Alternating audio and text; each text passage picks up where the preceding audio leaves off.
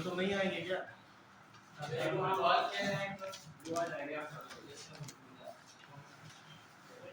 अभी उन लोगों को मजा आ रहा है क्रिकेट खेलने में।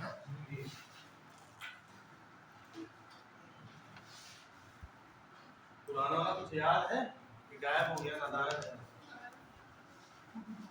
बताइए, लड़कियों की स्ट्रेंथ इतनी बनी हुई है, लड़के की स्ट्रेंथ एकदम गायब होती जा रही है।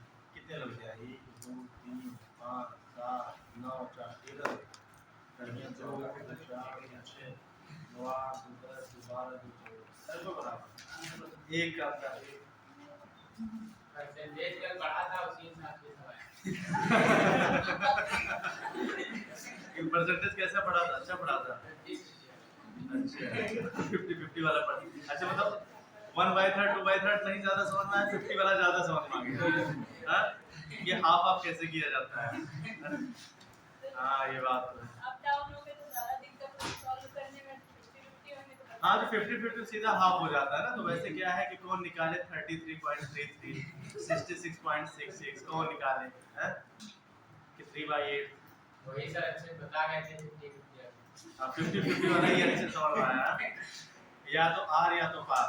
50-50 ये होता है ना, या तो इधर या तो इधर आधे में। चलिए कोई नहीं, अच्छी बात। लेकिन ऐसा ना परसेंटेज पढ़ लेना भैया कि 50 तक ही पढ़े रहो, 50 के नीचे ना पढ़ लेना। पढ़ा पता लगा परसेंटेज 1/3 1/8 निकालने लगे तो गड़बड़ हो जाएगा। 1/8 निकालोगे 12.5% गड़बड़ हो जाएगा। ठीक है, चलिए स्टार्ट करते हैं। आज तो ये देखिए, आज इलेबरेटिव टॉपिक हम नहीं रखे हैं। इसलिए नहीं रखे हैं कि ये जो बीच में बार बार छूट रहा था उसे कम से कम कंप्लीट करा दें। कितने बजे 14 ये डेढ़ महीना बचा है, कम से कम जो पेपर दे रहा हूँ।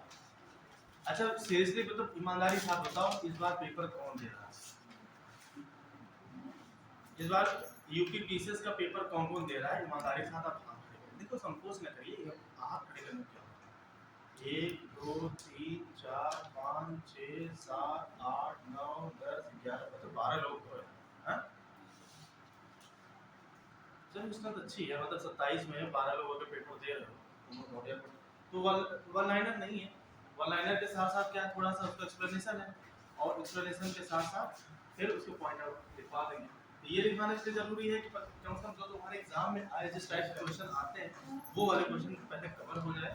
और कवर होना बहुत जरूरी है, क्योंकि क्लास लेने का मतलब टाइम अपना आपको खर्च करो, उसका कुछ बेनिफिट मिले आपको। और जितना हम पढ़ाएं हैं प्लीज आपसे रिवीजन करते रहिए। ठीक है, जिससे संस्था जो उसके साथ साथ जो संस्थाएं लिखवाएं हैं वो सब संस्था आप अगर रिवीजन करते रहिए तो वो हमेशा क्या होता है, स्टैटिक पोर्शन में काम आ जाएगा, और जो करंट से रिलेटेड चीज़ें हैं वो करंट में काम आ जाएगी। ठीक है, चलिए अभी तक तो मैच में बिजी होंगे, अभी आएंगे। अच्छा एक क्वेश्चन पूछ ले, पूछे कितने लोग तैयार है ये पूछने के लिए? 2 दिन पूछेंगे, ज़्यादा नहीं। अच्छा बताइए, सरस आजीविका मेला कहाँ पे चल रहा है?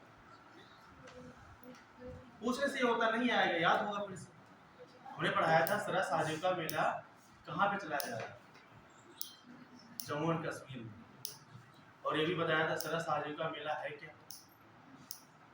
मैंने एक वर्ड याद दिलाया था कि आजीविका, आजीविका मतलब क्या होता है? किसी की स्वयं सहायता समूह किसके लिए? महिलाओं के एम्पावरमेंट के, मतलब वुमेन एम्पावरमेंट के लिए, महिला सशक्तिकरण के लिए उन्हें एक प्लेटफॉर्म, एक मंच दिलाया जाएगा जहां से उनके व्यापार में, मतलब महिलाओं व्यापार में, महिलाओं के द्वारा बनाए गए प्रोडक्ट के व्यापार में बढ़ोतरी। ठीक है, इसके लिए क्या बनाया जा रहा है? सरस आजीविका मेला उद्घाटन। तो ये महोत्सव चल रहा है, फेस्टिवल है वो जम्मू कश्मीर। अच्छा एक इम्पोर्टेंट क्वेश्चन ये है कि अभी मैंने पढ़ाया था कि हल्के जो आपके हेलीकॉप्टर बनाए जाएंगे, तो हेलीकॉप्टर वो HAL के द्वारा बनाया जाता है, जिससे मैंने बोला था लाइट यूटिलिटी हेलीकॉप्टर। तो इसकी एक यूनिट लगी है, एशिया की लगभग सबसे बड़ी ये इकाई बनाने लगी है। ये कहाँ पे लगी? हेलीकॉप्टर प्रोडक्शन यूनिट अभी लगाई गई है, ये कहाँ पे लगाई गई? बीबी में पढ़ाया था, कर्नाटक भैया, कर्नाटक। याद करिए, थोड़ा अपडेट रहिए, थोड़ा अपडेट नहीं रहेंगे, याद नहीं करेंगे, करंट भूल जाएगा, और भूल जाएगा तो कोई मतलब उसका नहीं निकलेगा। करिए। अच्छा ये बताइए, हमने अभी पढ़ाया था ग्रीन बॉन्ड ना, कौन बताएगा ग्रीन बॉन्ड क्या है? अरे अगली बार भाग में जाना सर पूछते हैं, ठीक है। हाँ पता लगा कि कुछ लोग लगे कि सर पूछते हैं क्लास में आते ही, पता लगा भाग में क्लास नहीं करेंगे। ग्रीन बॉन्ड क्या है ये हमने बताया था कि कोई भी बॉन्ड ग्रीन बॉन्ड होता है। तो ग्रीन बॉन्ड होने का मतलब क्या होगा, कोई समझाएगा मुझे? एनिमल्स, अरे आप में कुछ महारथी आप में है कि नहीं है? आपने 2 सीट एक्वायर कर रखी है, तो दोनों में से कोई बोलिए, चाहे ये रो का बोले चाहे ये रो का बोले। नहीं, आप में भाई थोड़ा सा अपडेट रहिए। तो मैंने बताया था ग्रीन बॉन्ड के तहत कोई भी अगर गवर्नमेंट या संगठन अपना बॉन्ड जारी करती है तो उसमें जो भी पैसा फंडिंग होता है, खेल चुके ओ भैया, खेल चुके, थोड़ा रिलैक्स कर लो, पानी पी लो, ये देखा है माइंड में नहीं जाएगा।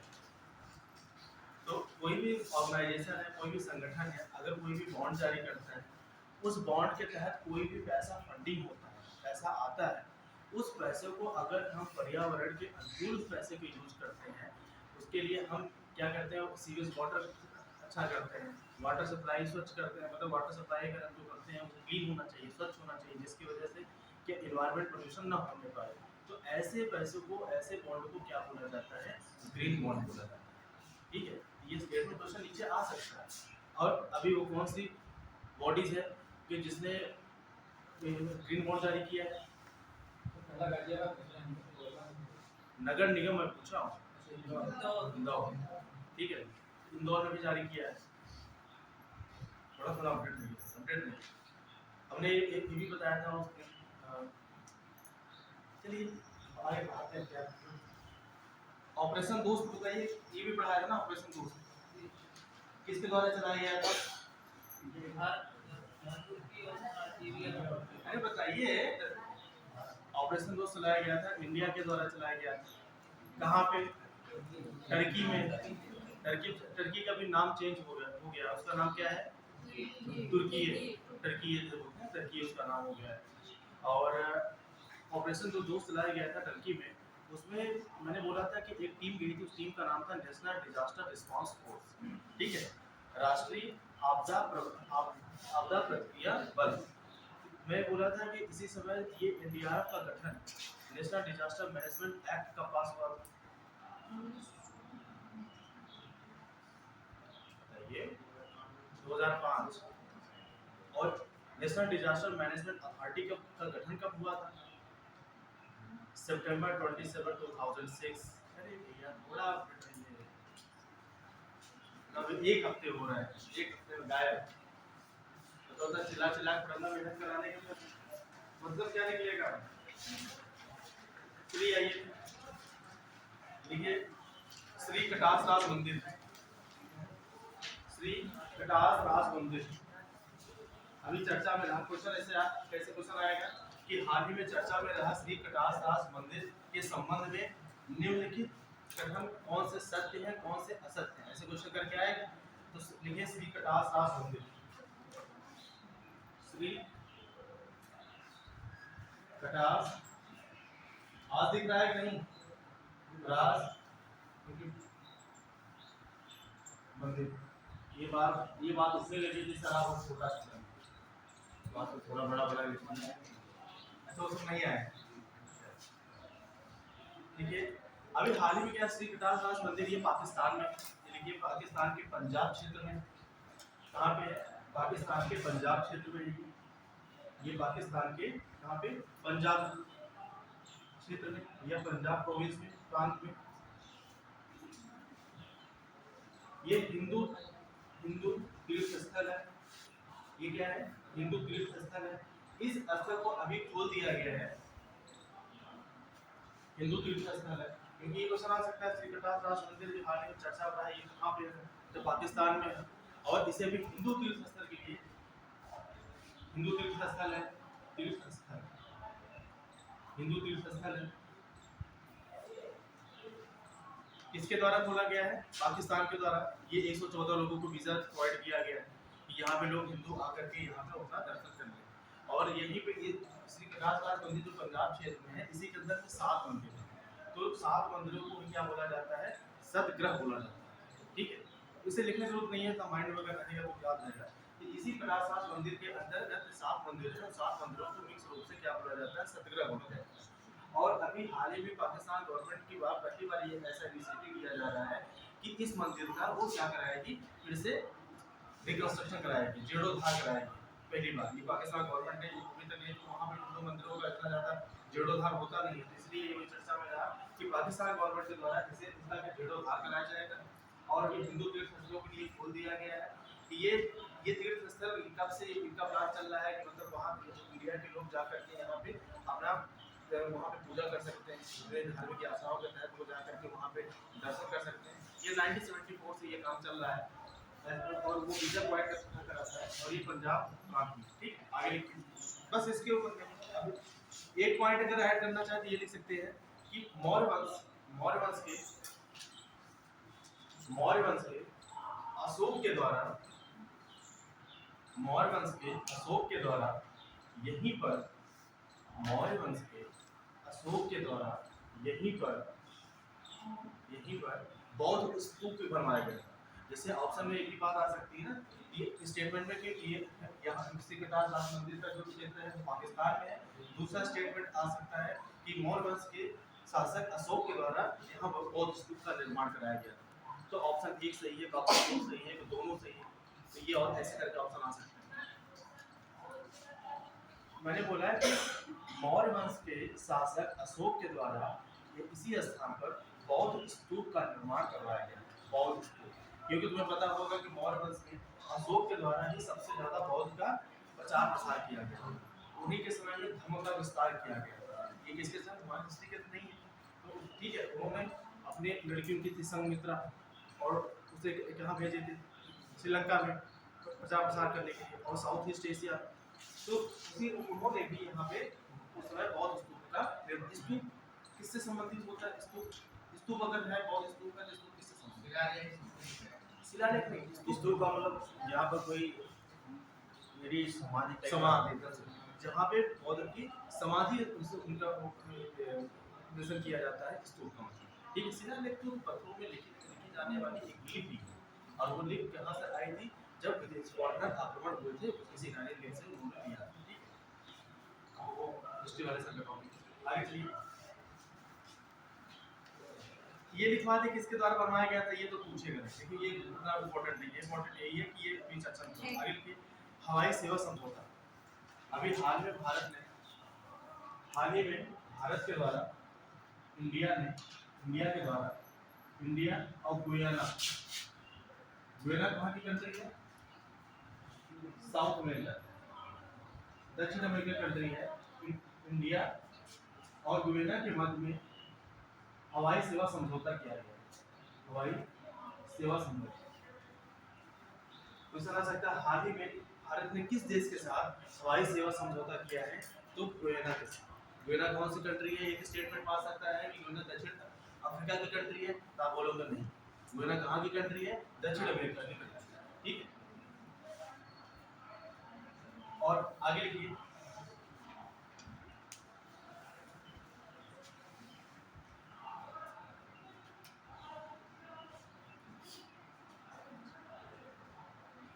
ICAO इंटरनेशनल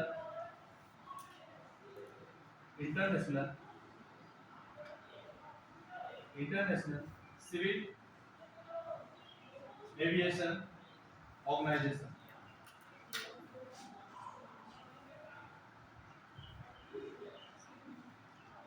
अंतरराष्ट्रीय नागर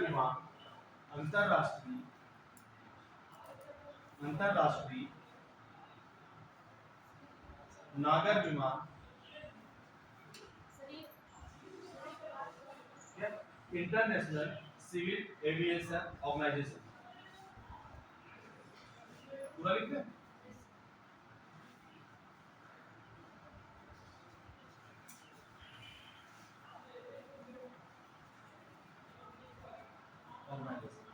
अंतरराष्ट्रीय नागर विमान संगठन। इसकी स्थापना कब हुई? दिसंबर 7, 1944। 7 दिसंबर 1944 की अंतर्राष्ट्रीय नागर विमान संगठन की स्थापना होती है, जिसे बोला जाता है ICAO, international civil aviation organisation. International civil aviation organisation. इसकी स्थापना 7 दिसंबर 1944 को होती है। क्यों होती है 7 दिसंबर 1944 को? एक कन्वेंशन होता है, उस कन्वेंशन का नाम होता है शिकागो कन्वेंशन। उस शिकागो कन्वेंशन के आधार पर इसकी स्थापना होती है, इंटरनेशनल सिविल एविएशन ऑर्गेनाइजेशन, अंतर्राष्ट्रीय नागर विमान प्राधिकरण या संगठन की स्थापना की जाती है। इसका काम क्या होता है? अंतर्राष्ट्रीय नागर विमान प्राधिकरण का कि पहली बात तो जो भी नागरिक है, नागरिकों को क्या देना? सुविधा देना, सुरक्षा देना। पहला काम इसका काम क्या है कि सुरक्षा की व्यवस्था मुहैया कराना। सुरक्षा की व्यवस्था मुहैया कराना। दूसरा काम क्या होता है? सुरक्षा तो नागरिक को मिल जाएगी। दूसरा क्या है कि कैपेसिटी, दक्षता कैसे बढ़ाई जाए। इस नागर विमान प्राधिकरण की या जितने भी इंटरनेशनल एयरलाइंस चल रही है, ये सबकी दक्षता, कैपेसिटी, इनकी इंटेंसिटी कैसी हो, कैपेसिटी कैसी, दक्षता। और दूसरी बात किस पे ध्यान देता है कि इनकी दक्षता को बढ़ाने, दक्षता। तीसरा क्या है? नियमितता। नियमितता मतलब कंटिन्यूअसली एक दूसरे के रूट से दूसरे रूट में कनेक्टिविटी प्रदान हो, जिसकी वजह से कि कहीं भी ब्रेक ना हो। कोशिश की जाए कि हर आदमी को ये सुविधा पहुंच कराई जाए, वो किसी भी क्षेत्र में वो जा सके कम टाइम के साथ और किसके साथ, रिलायबल के साथ। दूसरा तीसरा काम क्या है? नियमितता। नियमितता कि लगभग जो इंटरनेशनल जो एयरलाइंस हो लेट ना हो, अपने टाइम से हो, अपने टाइम से चले, ठीक है, कोई प्रॉब्लम ना आने पाए। तो सुरक्षा में ये कार्य करता है, दक्षता पे, नियमितता पे। और तीसरा क्या है कि हमेशा जो भी एयरलाइंस हो, जो भी यहाँ पे यात्री चले या एयरपोर्ट हो, तो ये सब चीजें कैसा हो? पर्यावरण के अनुकूल। तीसरा क्या हो? पर्यावरण के अनुकूल। पर्यावरण के अनुकूल सुविधा प्रदान करता है। और ये लिख लेना कि इसकी जो स्थापना हुई थी किस कन्वेंशन के थ्रू हुई थी? Chicago convention. कब हुआ था शिकागो कन्वेंशन? 1944 को शिकागो कन्वेंशन होता है। उस कन्वेंशन में ये बात निकल के आती है कि अब हमें एक कोई ऐसा संगठन अंतर्राष्ट्रीय में चाहिए जो देश के बीच में कनेक्टिविटी को बढ़ाने का काम करे, उसके सुरक्षा और नागरिकों की सुरक्षा और वहाँ के भी स्थानों की सुरक्षा, दक्षता को बढ़ाने का काम करे, और ऐसा काम जो पर्यावरण के अनुकूल हो। उसके लिए क्या निकल के आया? शिकागो कन्वेंशन में अंतर्राष्ट्रीय नागर विमान प्राधिकरण या नागर विमान संगठन, इंटरनेशनल सिविल एविएशन ऑर्गेनाइजेशन। इसके बारे में इसलिए बताया कि अगला स्टेटमेंट क्वेश्चन में ये हो सकता है कि ये जो दोनों देश के बीच क्या हुआ है? हवाई सेवा समझौता हुआ है। ये हवाई सेवा समझौतों में ये दोनों इसके क्या है? हस्ताक्षर करता देश, हस्ताक्षर करता देश। जब ये कन्वेंशन हुआ था, इसमें सिर्फ 52 राष्ट्रों के द्वारा हस्ताक्षर किया गया। कितने राष्ट्रों के द्वारा? ये इंपॉर्टेंट नहीं है, बस खाली एक्स्ट्रा इंफॉर्मेशन के लिए दे रहे हैं कि 52 राष्ट्रों को जब शिकागो कन्वेंशन हो रहा था, उस समय 52 राष्ट्रों के द्वारा हस्ताक्षर किया गया था। हस्ताक्षर करने के बाद इंटरनेशनल सिविल एविएशन ऑर्गेनाइजेशन का गठन होता है, और इसी के तहत इंडिया और गुयाना के बीच में हवाई सेवा समझौता होता है, क्योंकि दोनों जो देश होते हैं, ये दोनों देश इसके हस्ताक्षर करता देश है। कौन? इंडिया और गुयाना। ठीक है। अगला पॉइंट ये हो सकता है कि अभी हाल ही में हवाई सेवा समझौता किसके बीच में हुआ है? इंडिया और गुयाना के बीच में हुआ है। दूसरा पॉइंट ये हो सकता है कि ये दोनों देश इसके हस्ताक्षर करता देश नहीं है या है। तो अगर नहीं है बोलेगा तो उसका ऑप्शन गलत हो जाएगा, है बोलेगा तो दोनों ऑप्शन सही है। ठीक है। तो आज का क्वेश्चन क्या देखो, पैटर्न इसी टाइप का बनता चला जाता है। ठीक है, आगे चलिए। अभी हाल ही में भारत और मंगोलिया की बैठक हुई है संयुक्त कार्य समूह को लेकर। देखिए, भारत और मंगोलिया के बीच में संयुक्त कार्य समूह को लेकर के संयुक्त, देखो बोरियत तो नहीं हो रही ना आज, क्योंकि एक्सप्लेन करने वाला टॉपिक इसलिए छोड़ दिए, ये बहुत छोटा डाला। ठीक है। हाल ही में भारत और मंगोलिया के बीच में संयुक्त कार्य समूह को लेकर के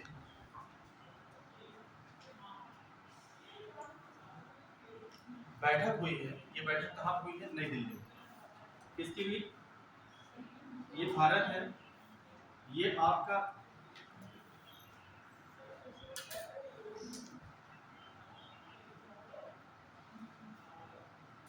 ये इंडिया है, इस साइड का आपका क्षेत्र पूरा किसका हो गया है? चाइना का। और यही वाला इधर वाला क्षेत्र किसका है? ये मंगोलिया। किसका है? मंगोलिया का। अभी और ये क्या है? इंडिया है। दिल्ली कहाँ पे है? यहाँ पे दिल्ली। और इसी दिल्ली में किसके बीच बैठक हुई है? मंगोलिया और भारत के बीच।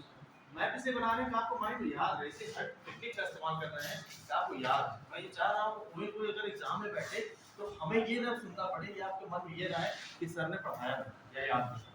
इसलिए कोशिश हर टेक्निक का इस्तेमाल हम कर रहे हैं जिससे आपको क्लास करो तो आपको याद करते हुए जाओ। ठीक है? अरे क्या बात,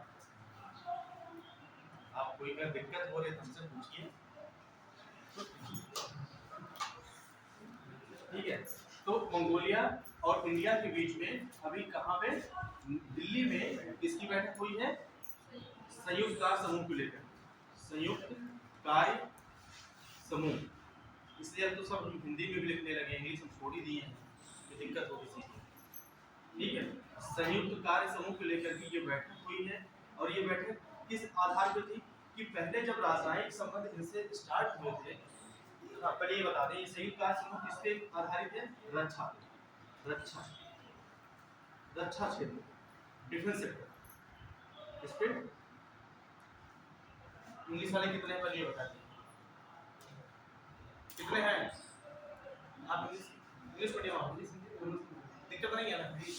अगर आप दिक्कत हो तो बता दीजिए, हम टर्मिनोलॉजी लिख देंगे। ठीक है, डिफेंस सेक्टर किस क्षेत्र में ये बैठक हुई है? संयुक्त राष्ट्र को लेकर के रक्षा क्षेत्र सहयोग को लेकर इंडिया और मंगोलिया के बीच ये हाल ही बैठक हुई है। इंडिया और मंगोलिया के बीच जो राजनयिक संबंध स्टार्ट हुए थे वो 1955 से स्टार्ट, ये लिख लीजिए कब से स्टार्ट हुए हैं? 1955 से इन दोनों के बीच में राजनयिक संबंध स्टार्ट हुए हैं। और 2015 के बाद ये बात बताते हैं,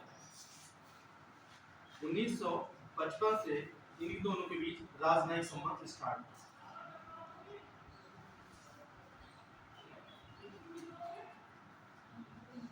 राजनयिक संबंध की शुरुआत ये क्वेश्चन आ सकता है ना खाने में कि संयुक्त कार्य समूह को लेकर के बैठक भारत और मंगोलिया के बीच में दिल्ली में हुई। पहला स्टेटमेंट। दूसरा स्टेटमेंट आएगा कि भारत के साथ मंगोलिया का राजनयिक संबंध 1958 से स्टार्ट है। तो आप क्या बताएंगे कि दूसरा स्टेटमेंट गलत है, क्योंकि राजनयिक संबंध कब से स्टार्ट है? 1955 से। और 2015 से भारत की रणनीति बदली, क्योंकि 55 से लेकर के 2014 तक लगभग एक ही रणनीति पर काम करते रहे, बहुत ज्यादा मंगोलिया की तरफ फोकस नहीं रहे। तो एक उन्होंने इंडिया द्वारा एक रणनीति बदलेगी। एक रणनीति का नाम आता है, क्या इंडिया ने क्या किया? Act east policy. कौन सी पॉलिसी लेकर आई? Act east policy. एक्ट, इसे देवनागरी लिपि में लिख देना सीधा, act east policy. Act east नीति, पूर्व की तरफ देखो नीति स्टार्ट की। और इस पूर्व तरफ देखने की नीति में इंडिया ने इसे सम्मिलित किया मंगोलिया को। इसी वजह से 2015 में पूर्व तरफ देखो नीति के अनुसार 2015 में इंडिया ने अपने इस प्लेटफॉर्म को बदला और बदल करके जिस पे राजनयिक संबंध को किसकी तरफ लेके गया? रणनीतिक क्षेत्र, रणनीतिक सहयोग की तरफ लेकर के गया कि अब मंगोलिया के साथ जो भी वार्ता होगी वो किस आधार पे होगी? स्ट्रेटेजिक पॉइंट ऑफ व्यू के आधार पे होगी। ये कब से ये बात स्ट्रेटेजिक पॉइंट ऑफ व्यू की आई? 2015 से। 2015 से क्यों आई कि इंडिया कौन सी नीति स्टार्ट की है? Act east policy. Act east policy के तहत मंगोलिया को कंसीडर किया। ठीक, तो एक्ट ईस्ट पॉलिसी इसी तहत क्या हुआ? 2015 से अब इंडिया राजनयिक संबंध के साथ साथ क्या कौन सा संबंध? पॉलिटिकल जो सिस्टम चल रहा था, पॉलिटिकल जो सहयोग चल रहा था, अब उसके साथ साथ इनके साथ कैसे समझौता करेगी? इस रणनीतिक आधार, रणनीतिक पॉइंट, रणनीतिक बिंदु पर अब इनके साथ संबंध स्टार्ट होंगे। स्ट्रेटेजिक पॉइंट ऑफ व्यू से इनके रिलेशन अब भारत ने किसी मंगोलिया के साथ स्टार्ट किए। कब से स्टार्ट किए हैं? 2015 से। ठीक है। और इसी रणनीति के आधार पर रणनीति का आपकी स्ट्रेटजी कैसी होनी चाहिए, कैसे आगे बढ़ना चाहिए, आर्थिक क्षेत्र कैसे बढ़ना चाहिए, डिफेंस सेक्टर कैसे बढ़ना चाहिए, इसी के तहत अब रक्षा क्षेत्र पे हमने इनके साथ क्या हुआ, एक संयुक्त कार्य समूह की बैठक की वहाँ पे। ठीक है, कोई दिक्कत है भाई इसी में? आगे चलिए, बहुत छोटा सा पॉइंट लिख लीजिए जल्दी से। भूमिगत वायु सेना बेस हाल ही में ईरान के द्वारा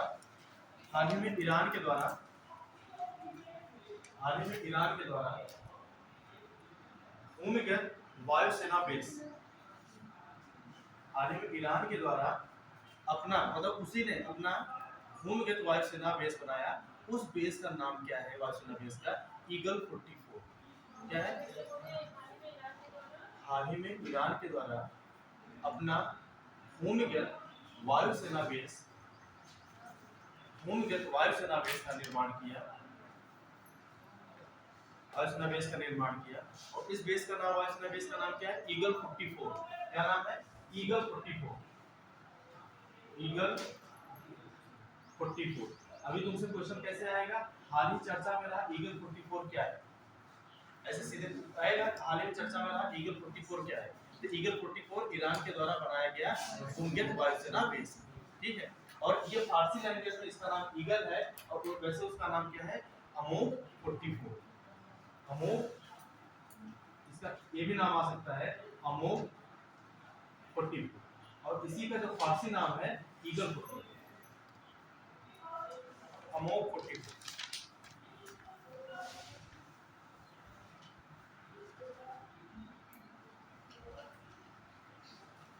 आगे लिखिए, new start atomic treaty. New start atomic treaty याद होता चला जा रहा है, वो धीरे धीरे पढ़ा रहे हैं, याद होता चला जा रहा है ना। New start atomic treaty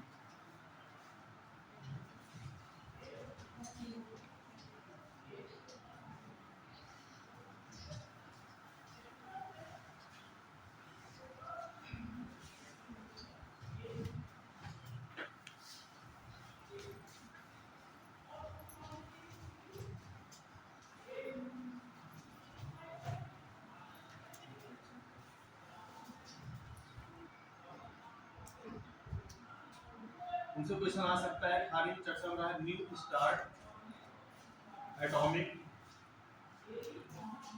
treaty क्या है? इसे सीधा देवनागरी लिपि लिख लीजिए भाई, न्यू स्टार्ट एटॉमिक, एटॉमिक मतलब यहाँ एटॉमिक की जगह न्यूक्लियर लिखिए, न्यूक्लियर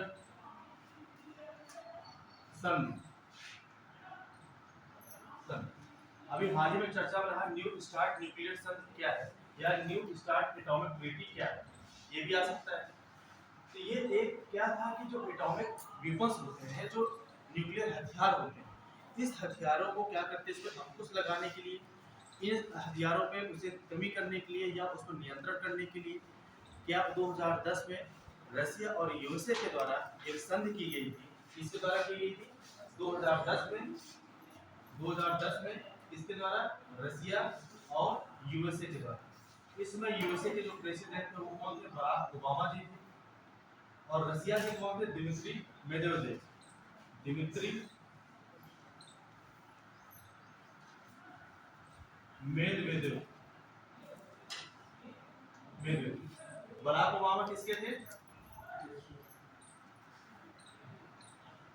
यूएसए के इसमें प्रेसिडेंट थे, और रसिया के प्रेसिडेंट थे दिमित्री मेदवेदेव। हिंदी लिखते हैं?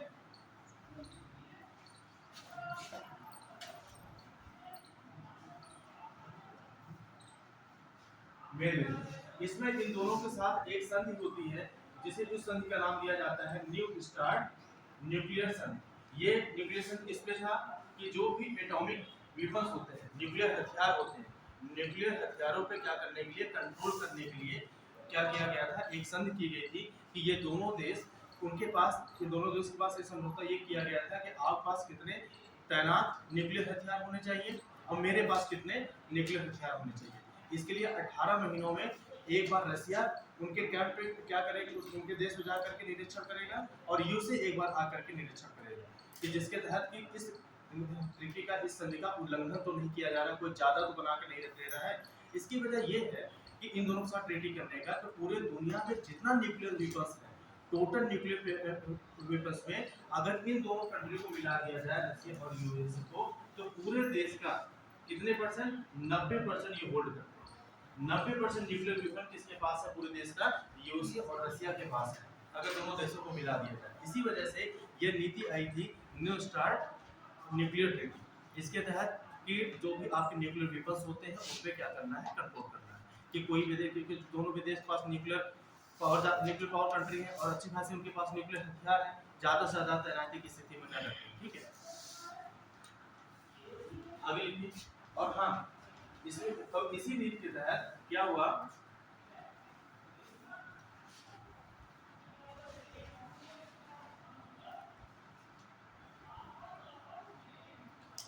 ये आपका यूसे पूरा बना नहीं था। ठीक है, यूसे का रीजन है और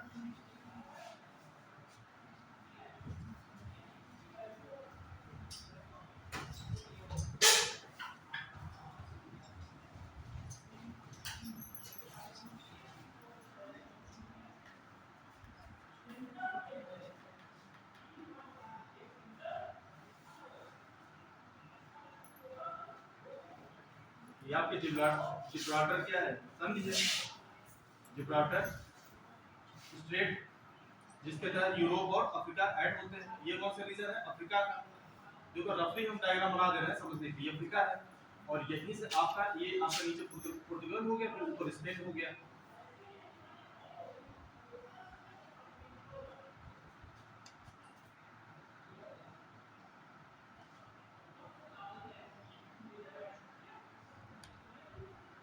ठीक है, ये लगभग ये वाला जो क्षेत्र होता है, ये वाला किसका क्षेत्र है, रसिया का। ये वाला लगभग क्षेत्र किसका है, रसिया का, क्योंकि नीचे क्या है, मंगोलिया है, इस साइड मंगोलिया है और इस साइड वाला क्षेत्र आपका चाइना है, इधर आपका क्या है, जापान है। अभी यहीं पे एक आइलैंड है क्यूरिल, अब ये पॉइंट आपको सेलेक्ट कर दिया, क्यूरिल आइलैंड है, क्यूरिल द्वीप, जिसके बीच में अभी ये भी क्वेश्चन आ सकता है कि अभी जो क्यूरिल द्वीप है, इन किन दो देशों के बीच संघर्ष चल रहा है, जापान और रसिया के बीच में। क्यूरिल द्वीप कहाँ पे है, यहाँ यहाँ पे ये क्यूरिल द्वीप है, किसके, ये क्या सी कंट्री है इधर, जापान, जापान और रशिया के बीच में इस क्यूरिल द्वीप को लेकर के अभी विवाद चल रहा है। ये आपका रसिया है, ये आपका कौन सा है, ये ऊपर हो गया कनाडा, नीचे हो गया यूएसए। अभी इसी वजह यूएसए और रसिया, और इधर साइड में आपकी कौन सी है, यूक्रेन है। अब यहाँ पे क्या है कि अभी यूक्रेन के वार में, जब रसिया यूक्रेन का वार चल रहा है, इस वार में अभी रसिया ने ये बोला है कि अब हम इस संधि के तहत मैं हट रहा हूँ, अब ये संधि हम कंटिन्यू नहीं कर सकते हैं। तो न्यू स्टार्ट ट्रीटी इसीलिए चर्चा में रहा है कि रसिया के द्वारा इस संधि का क्या किया, इससे बैकफुट हो रहा है, ये बैक जा रहा है, छोड़ रहा है अभी। लेकिन ये जो संधि है 2026 तक वैध है, क्योंकि जब 2010 में आई थी नीति, 2010 में, तो 2010 से 2021 अभी तक ये चली, और 21 में भी ये बात आया कि इसे 5 साल के लिए बढ़ा दिया जाएगा 2026 तक। तो ये ट्रीटी कब तक वैध मानी जाएगी, 2026 तक अभी वैलिड। ये क्वेश्चन आने की संभावना हो जाती है कि अभी क्वेश्चन पूछेगा कि न्यू हाल ही में चर्चा हो रहा है, न्यू स्टार्ट जो आपकी ट्रीटी है, ये ट्रीटी किन देशों के बीच में है, ये है रसिया और यूएसए के बीच में। दूसरा पार्ट ये निकल के आएगा कि न्यू स्टार्ट एटॉमिक ट्रीटी कब ये स्टार्ट हुई थी, 2010 में। तीसरा पॉइंट ये निकल के आएगा कि न्यू स्टार्ट जो एटॉमिक ट्रीटी ये वैलिड कब तक है, 2025 तक। तो आप क्या बोलोगे कि तीसरा कथन क्या है, गलत है, ये कब तक ये रहेगी वैलिड, 2026। ठीक, आगे चले।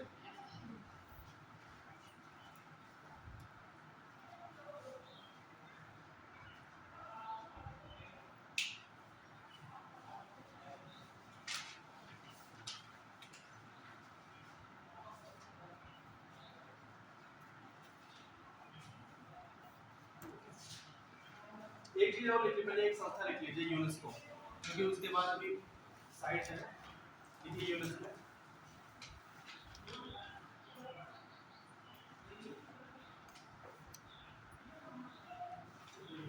ठीक है, UNESCO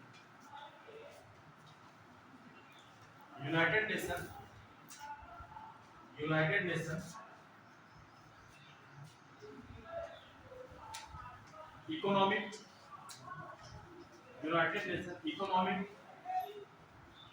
scientific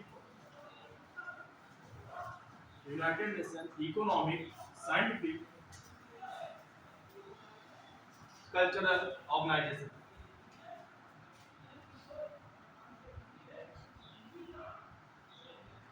United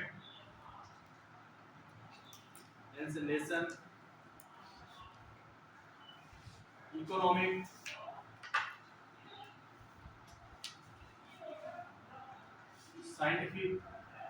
scientific cultural organisation.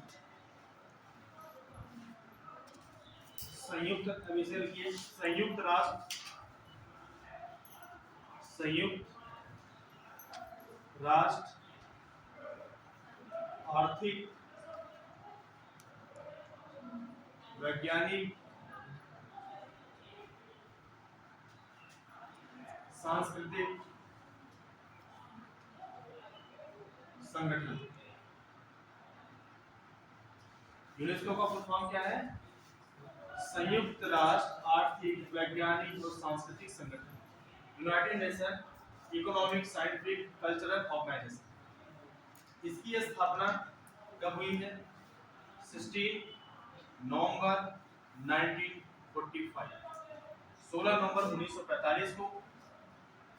तुम्हें पता है कि 24 अक्टूबर 1945 को किसका गठन किया गया था? संयुक्त राष्ट्र यूनाइटेड नेशन का। पूरे इंटरनेशनल में पीस और प्रॉस्पेरस समृद्धि बनाने के लिए, शांति बनाने के लिए किसका गठन किया गया था? जब सेकेंड वर्ल्ड वॉर की समाप्ति हुई थी तो यूनाइटेड संयुक्त राष्ट्र संघ, ठीक है, किसका गठन किया गया था? संयुक्त राष्ट्र, यूएन जिसे बोला जाता है यूनाइटेड नेशन ऑर्गेनाइजेशन। संयुक्त राष्ट्र संघ संगठन का गठन किया था, संघ का गठन किया गया था। और इसी संयुक्त राष्ट्र का एक निकाय है, एक और एजेंसी है, उसका इसी यूनाइटेड नेशन की क्या है? एजेंसी है, ठीक है। ये संयुक्त राष्ट्र की एक एजेंसी है, क्योंकि संयुक्त राष्ट्र में 5 बॉडीज काम करती हैं। ये जो हम डेमो क्लास पढ़ा रहे थे उसी में बताया था इसकी 5 बॉडी काम करती है। 5 बॉडी का नाम लिखवाया था कि जो यूनाइटेड नेशन काउंसिल है यो भी यूएनओ की क्या है? बॉडी है या उसकी एजेंसी है। तो यूनाइटेड नेशन इकोनॉमिक और साइंटिफिक कल्चरल ऑर्गेनाइजेशन एक क्या है? यूनाइटेड नेशन की एजेंसी है, एजेंसी। इसका काम क्या होता है? इसका काम क्या होता है? क्योंकि बार-बार ये अभी करंट में ये घूमता रहेगा, यूनेस्को हो गया, यूएन हो गया, इनका काम पहले समझ लो है क्या है। इनका काम क्या होता है कि पूरे विश्व में जो भी इसके सदस्य देश हैं, इसके सदस्य देश अप्रॉक्स कितने हैं? 193, 193 इसके सदस्य देश हैं। एक बार चेक कर लो, लेकिन जहां तक मुझे पता है इसके सदस्य देश कितने हैं? 193। एक बार चेक कर सकते हैं क्योंकि डेटा है, मिस हो सकता है। तो 193 इसके सदस्य देश हैं।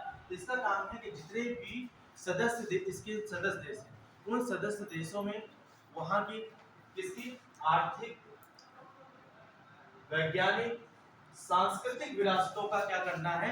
संरक्षण करना है। संरक्षण के साथ साथ क्या करना है कि उसे उन्हें पैसा फंडिंग प्रोवाइड कराना है, जिसके प्रिजर्वेशन और कंजर्वेशन किया जा सके।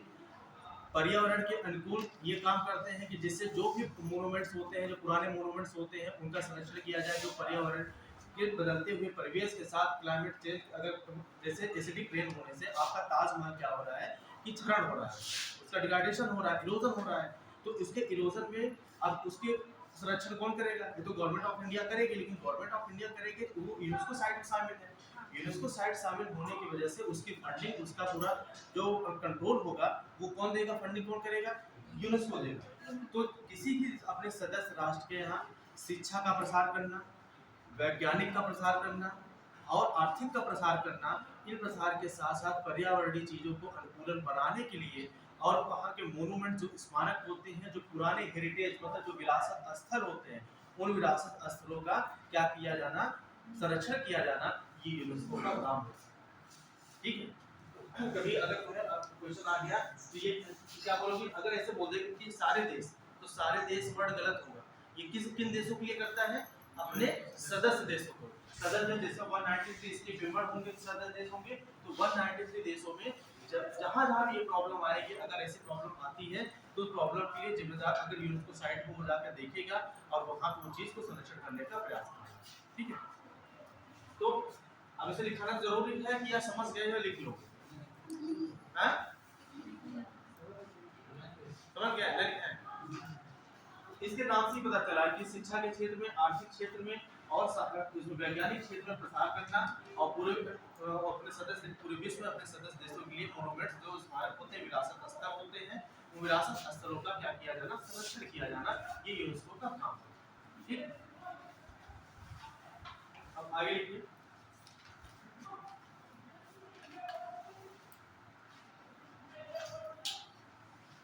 कृषि दर्शन एक्सपो, कृषि दर्शन एक्सपो, कृषि दर्शन एक्सपो,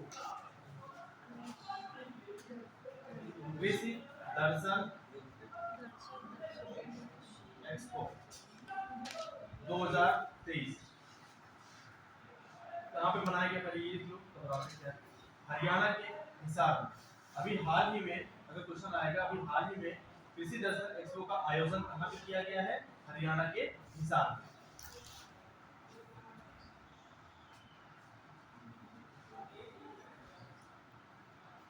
इसमें क्या करना है? कृषि दर्शन एक्सपो से आपको समझ में आ रहा है कि इसमें क्या करना है कि किसान एग्रीकल्चर के लिए, कृषि के लिए नई तकनीकी का विकास करना। कृषि के लिए नई तकनीकी, ये इतना इंपॉर्टेंट नहीं है, बस इतना जानते रहिए। कृषि दर्शन एक्सपो का इतना पूछेगा तुमसे फ्री में कि कृषि दर्शन एक्सपो का आयोजन हाल ही में कहाँ पे किया गया? हरियाणा के हिसार में किया गया। कृषि दर्शन एक्सपो ये कराया क्यों जाता है कि जो बढ़ती हुई इसमें जलवायु परिवर्तन के साथ जो एग्रीकल्चर की मार जो किसान झेल रहे हैं, इन जलवायु परिवर्तन के साथ हमें किस तरह से तकनीकी का विकास करना चाहिए कि जिससे एग्रीकल्चर के क्षेत्र में हमें प्रोडक्शन, हमारा उत्पादन बढ़ावा दिया जा सके और किसानों के आय को दुगनी बनाया जा सके, किसानों के इनकम को बढ़ाया जा सके। इसके क्षेत्र में काम करने के लिए हमेशा क्या कराया जाता है? कृषि दर्शन एक्सपो कराया जाता है, जो हाल ही में कहाँ पे हुआ? हरियाणा के हिसार। लिखना जरूरी है, लिख बस इतना लिख लीजिए कि किसके लिए है कि कृषि क्षेत्र में, कृषि क्षेत्र में तकनीकी, टेक्नोलॉजी, तकनीकी का विस्तार और आधुनिकीकरण करना, और आधुनिकीकरण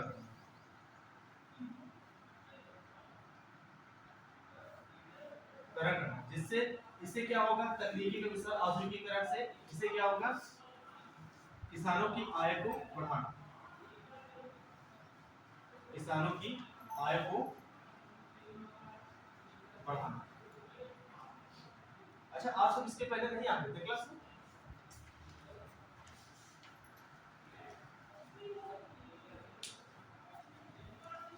आगे चलिए, लिख लिए? अभी तुम्हें पता है कि टाटा ने एयरलाइंस में, मतलब एयर एविएशन में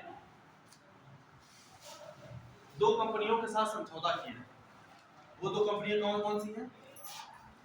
एक एयरबस है, एयरबस 250, और बोइंग। लिखिए, हाल ही में एयर इंडिया के द्वारा, क्योंकि यह अभी तक की सबसे बड़ी डील है भारत के किसी भी कंपनी के थ्रू, सबसे बड़ी डील अभी की गई है। इसके द्वारा हाल ही में एयर इंडिया के द्वारा एयरबस 250, उसका नाम है कंपनी का, एयरबस 250, और बोइंग 220, एयरबस 250, बोइंग 220 के साथ समझौता किया है। किस क्षेत्र में समझौता किया है? कि इनसे ये क्या खरीदेगा? विमान परचेज करेगा, जो भी एरोप्लेन है, एरोप्लेन को परचेज करेगा। कौन? Air India. एयर इंडिया अभी इसमें किसके होल्ड में है? टाटा कंपनी। ठीक है, तो नीचे एयर इंडिया के ब्रैकेट में लिख देना टाटा। ठीक है, तो ये भी पूछ सकता है कि हाल ही में टाटा ने किस 2 कंपनियों के साथ में ये समझौता किया है विमान खरीद के लिए? तो एयरबस 250 और बोइंग, हाँ, एयरबस 250 और बोइंग 220 के साथ समझौता किया है। अभी लिखिए, एयरबस कहाँ की कंपनी है? फ्रांस में। और बोइंग कहाँ की है? यूएसए।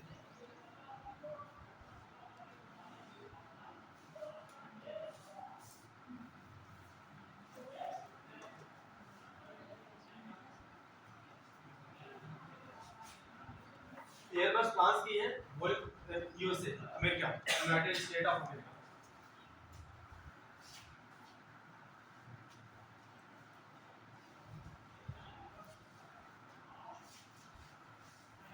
अब एक पॉइंट और लिख लीजिए, इंपॉर्टेंट क्वेश्चन है। इलेक्ट्रिक व्हीकल के लिए, इलेक्ट्रिक वाहनों के लिए, हाल ही में इलेक्ट्रिक वाहनों के लिए, हाल ही में, ये लिख लिया ना पूरा नारा, हाल ही में इलेक्ट्रिक वाहनों के लिए टाटा ने एक विदेशी कंपनी, टाटा ने विदेशी कंपनी उबर के साथ समझौता किया। उबर किस क्षेत्र में काम करती है? हाँ, ट्रांसपोर्टेशन मतलब कि परिवहन के क्षेत्र में या मोबिलिटी के क्षेत्र में वो काम करती है। तो एक मोबिलिटी के क्षेत्र में बहुत बड़ी कंपनी है, ट्रांसपोर्टेशन के क्षेत्र में बहुत बड़ी कंपनी है उबर। उबर कहाँ की कंपनी है? यूएसए की।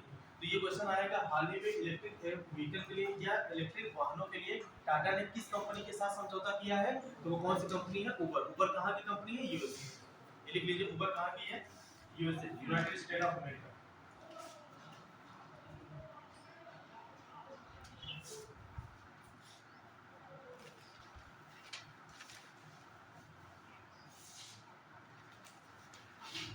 आगे लिखिए,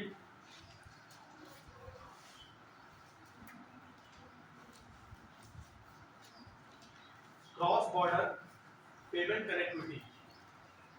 अभी क्या हो रहा है कि भारत बार बार इस बात पे लगातार ये फोर्स कर रहा है कि जो भी अपने यूपीआई पेमेंट को वो बाहर भी प्रमोट कर रहा है कि ज़्यादा से ज़्यादा बाहर देश इसे एक्सेप्ट कर ले हमारे यहाँ की यूपीआई पेमेंट को। जिससे क्या होगा कि हमारे जो प्रवासी लोग होते हैं, प्रवासी भारतीय होते हैं, हम समझा रहे हैं तो आप क्या पूछ रहे हैं? आप पूछिए ना,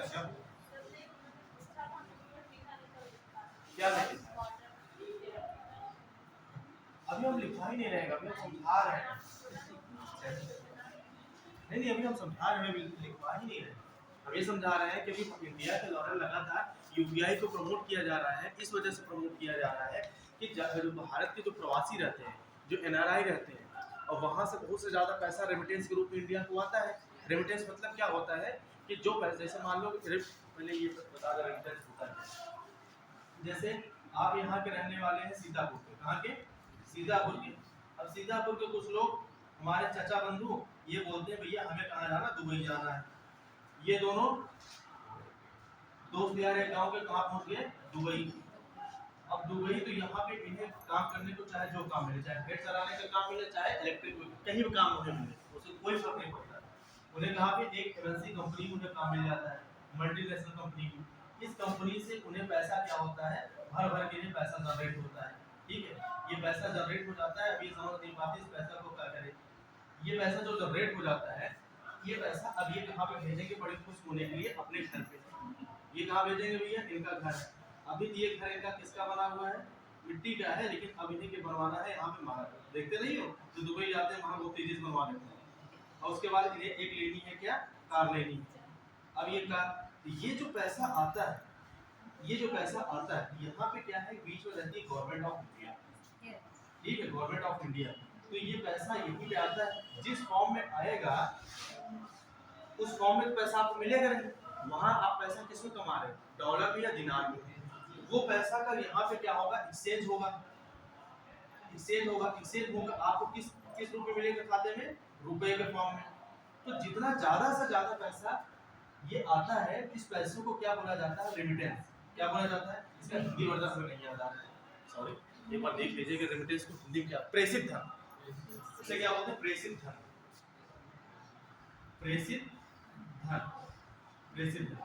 ये क्या? ये यहाँ पे जो ये जो इंसान है, यहाँ क्या करने के? एनआरआई है, ये इंडियन है, और ये एनआरआई भी हो सकते हैं। तो एनआरआई और इंडियन के द्वारा जो पैसा जनरेट किया जाता है, उस मामले में इंडिया सबसे पैसा किसमें कमा रही है? प्रेषित धन के मामले में इंडिया बहुत आगे है। तो वहाँ पे लेकिन समस्या ये होती है कि हम यूपीआई के माध्यम से, जो इंडिया का यूपीआई पेमेंट है, तो इसके माध्यम से हम पैसा वहाँ पे लेन देन नहीं कर पाते हैं, ये समस्या आती है। अगर हम लेन देन यूपीआई के माध्यम से करेंगे तो उससे क्या होगा कि जो पैसा का ट्रांसफर होगा वो किस फॉर्म में होगा, रुपए के फॉर्म में होगा। तो इससे क्या होता है, रुपए की क्या होगी, वैल्यूएशन बढ़ेगी, जितने कंट्री से अडॉप्ट करेंगी हमें पैसे के लेन देन में प्रॉब्लम नहीं आएगी। इसी वजह से government of India bar bar UPI को प्रमोट कर रही है। अभी हाल ही में cross border connectivity payment start हुआ है किसके साथ, सिंगापुर के साथ। ठीक, इसलिए क्वेश्चन ये इंपॉर्टेंट हो जाता है कि अभी क्रॉस बॉर्डर कनेक्टिविटी किसके साथ स्टार्ट हुआ है, सिंगापुर।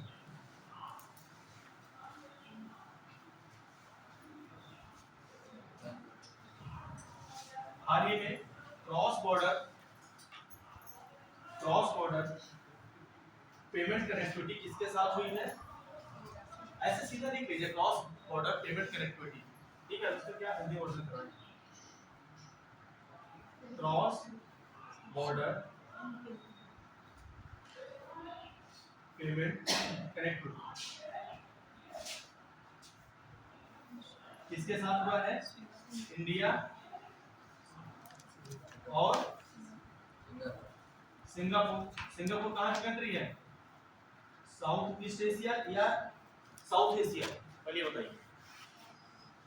पहले सिंगापुर ना मलाया क्षेत्र, 1965 में मलाया क्षेत्र में कुछ होता नहीं था। सिंगापुर इसीलिए मलेशिया के अंडर में था। मलेशिया को लगता था ये हमारे पास बर्डन कहाँ से रखा हुआ है, यहाँ कुछ होता जाता है नहीं, तो इन्हें दे देते। उसके बाद सिंगापुर 1965 के बाद आजाद हुआ। मलेशिया मतलब साउथ ईस्ट एशिया की कंट्री, पहले मलेशिया के अंडर में था, 1965 में जाकर के अलग हुआ। ठीक है, ये पहले सिंगापुर किसके अंडर में था, मलेशिया के अंडर में। ये कौन सी कंट्री हुई, साउथ ईस्ट एशियन कंट्री हुई। कहाँ की कंट्री हुई ये, साउथ ईस्ट एशियन, दक्षिण पूर्वी एशिया कंट्री हुई सिंगापुर। और इसी के साथ भारत ने अभी क्रॉस बॉर्डर कनेक्टिविटी की है किस क्षेत्र में, अपने यूपीआई को प्रमोट करने के लिए। इंडिया का कौन सा क्या है, यूपीआई सिस्टम है, और यहाँ का कौन सा है, पे नाउ। किसके साथ की है, पे नाउ। जैसे ये भी क्वेश्चन अगर आ गया कि यूपीआई, अभी हाल ही भारत ने पे यूपीआई सिस्टम किसके साथ किया है, ये सिंगापुर किसके साथ, पे नाउ के साथ। पे नाउ वहाँ के इंटरफेस सिस्टम है ऑनलाइन ट्रांजैक्शन का, पे नाउ। आगे चले,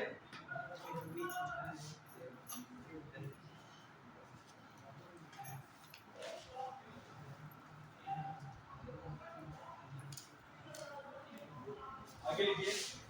अभी एक रिपोर्ट आई है, इस रिपोर्ट में बोला गया कि ये इतना इम्पोर्टेंट है नहीं कि रिपोर्ट में, इसमें ये बोला गया है कि मतलब कि इंडिया परचेजिंग पावर पैरिटी में 3rd पोजीशन पे है, और इंडिया का जो ग्रोथ रेट होगा जीडीपी का 6.5% है।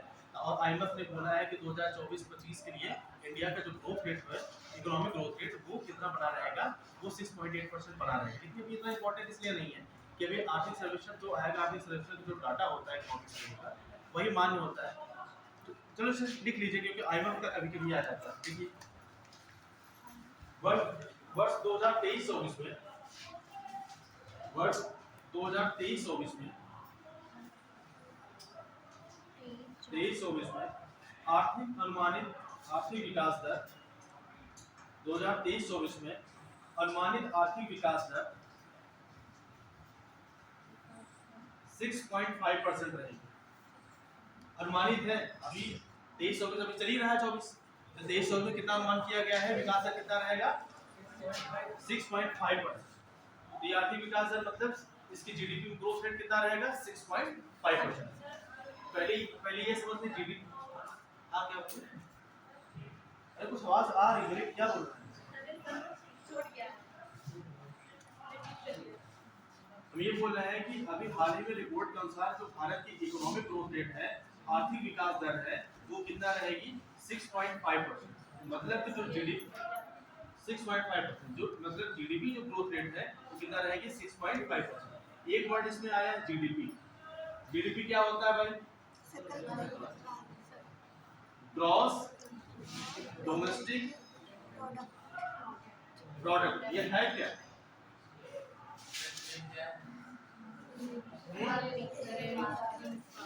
सकल घरेलू उत्पाद तो है, लेकिन है क्या ये तो आप तो हमें फुल फॉर्म बता दे रहे हैं, उससे शॉर्ट फॉर्म बोल सकते हैं। जैसे हमने बोला एमके, अब एमके को कोई पूछ भी एमके क्या है, हम कह मुकेश खन्ना, हम क्या बताएंगे, अब हमारा नाम बता दिया एसके, सब बोलेंगे भैया इसके कौन है, भैया सुमित कुमार तिवारी।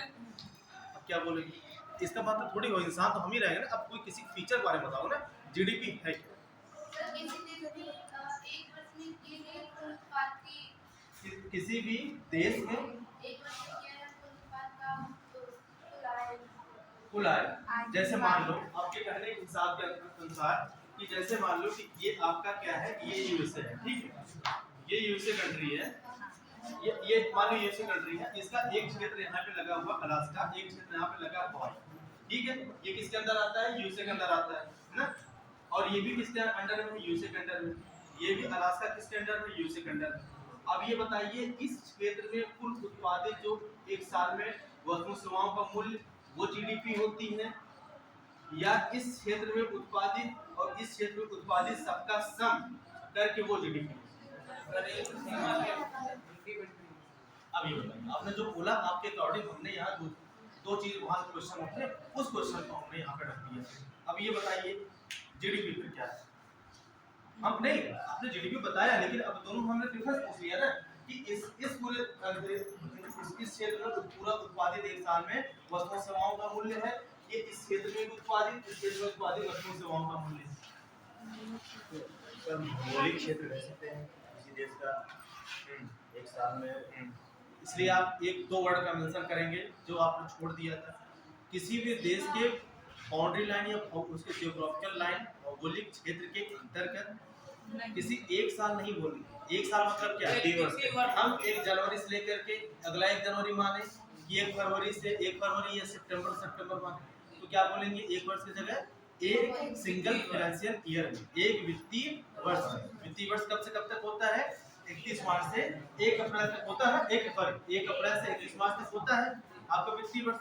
तो इसी एक वित्तीय वर्ष में किसी भी देश के भौगोलिक सीमा के अंतर्गत उत्पादित कुल वस्तुओं और सेवाओं के मूल्य को क्या बोला जाता है, सकल घरेलू उत्पाद बोला जाता है।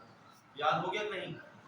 तो इसकी भौगोलिक सीमा यहाँ पे भी लगती है, इसकी भौगोलिक सीमा यहाँ पे भी लगती है। तो इसके पूरी भौगोलिक सीमा के अंतर्गत एक साल में, एक साल मतलब एक फाइनेंशियल ईयर में उत्पादित कुल वस्तुओं और सेवाओं के मूल्य को क्या बोला जाता है, ग्रॉस डोमेस्टिक प्रोडक्ट या सकल घरेलू उत्पाद। इसी घरेलू उत्पाद की बात हो रही है कि इस रिपोर्ट में बोला गया है कि जो जीडीपी की ग्रोथ आर्थिक विकास दर रहेगी वो कितना बनी रहेगी, 6.5% बनी रहेगी।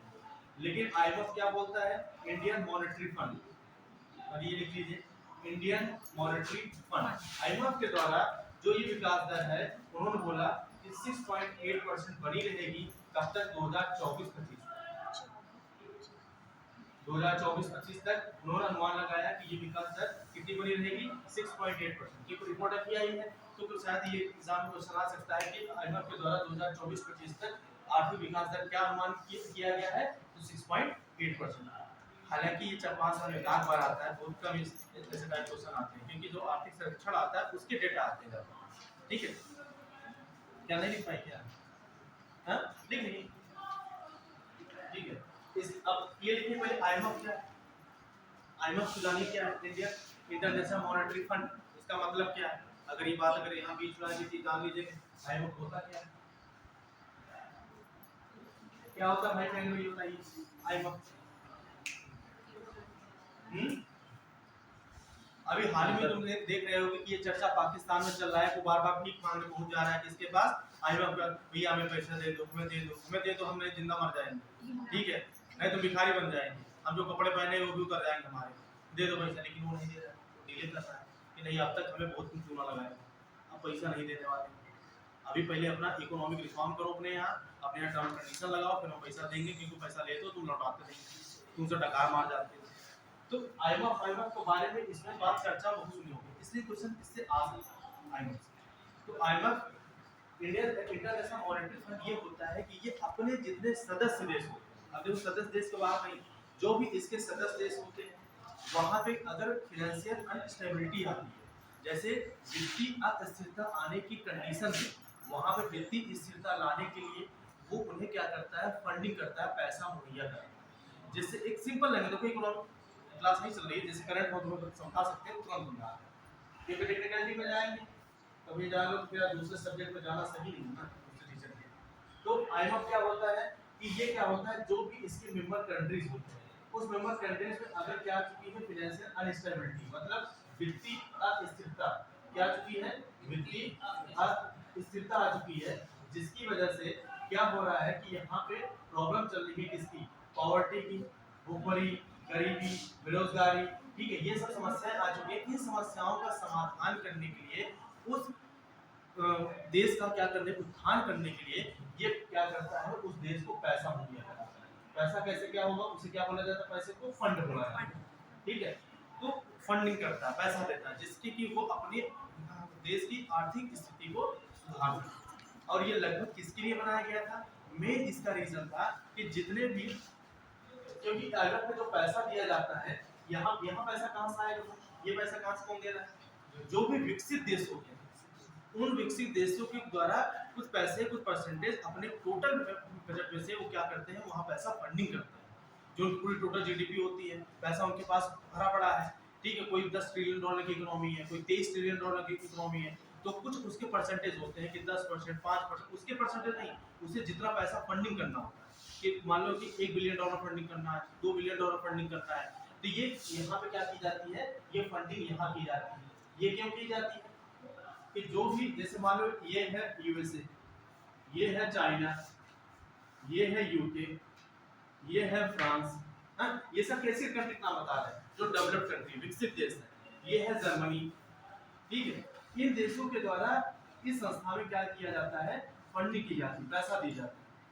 पैसा दे जाने के बाद इनका काम क्या होता है, ये किस लिए बनाया गया था कि किसी भी देश में अगर वित्तीय अस्थिरता आती है, उनकी स्थिरता बनाने के लिए, कैसे देश में ये वित्तीय स्थिरता आ रही है, या किसके लिए, जो निम्न आय के देश है, निम्न आय के देश, और किसके लिए, लोअर मिडिल इनकम वाले, निम्न मध्यम आय के देश, और किसके लिए, मध्यम आय के देश। जो भी मध्यम आय के देश है, निम्न मध्यम आय के देश है, और निम्न आय वाले इनकम जनरेट करने वाले देश हैं, उन देशों की स्थिति को सुधार करने के लिए आईएमएफ का संगठन या आईएमएफ बना था।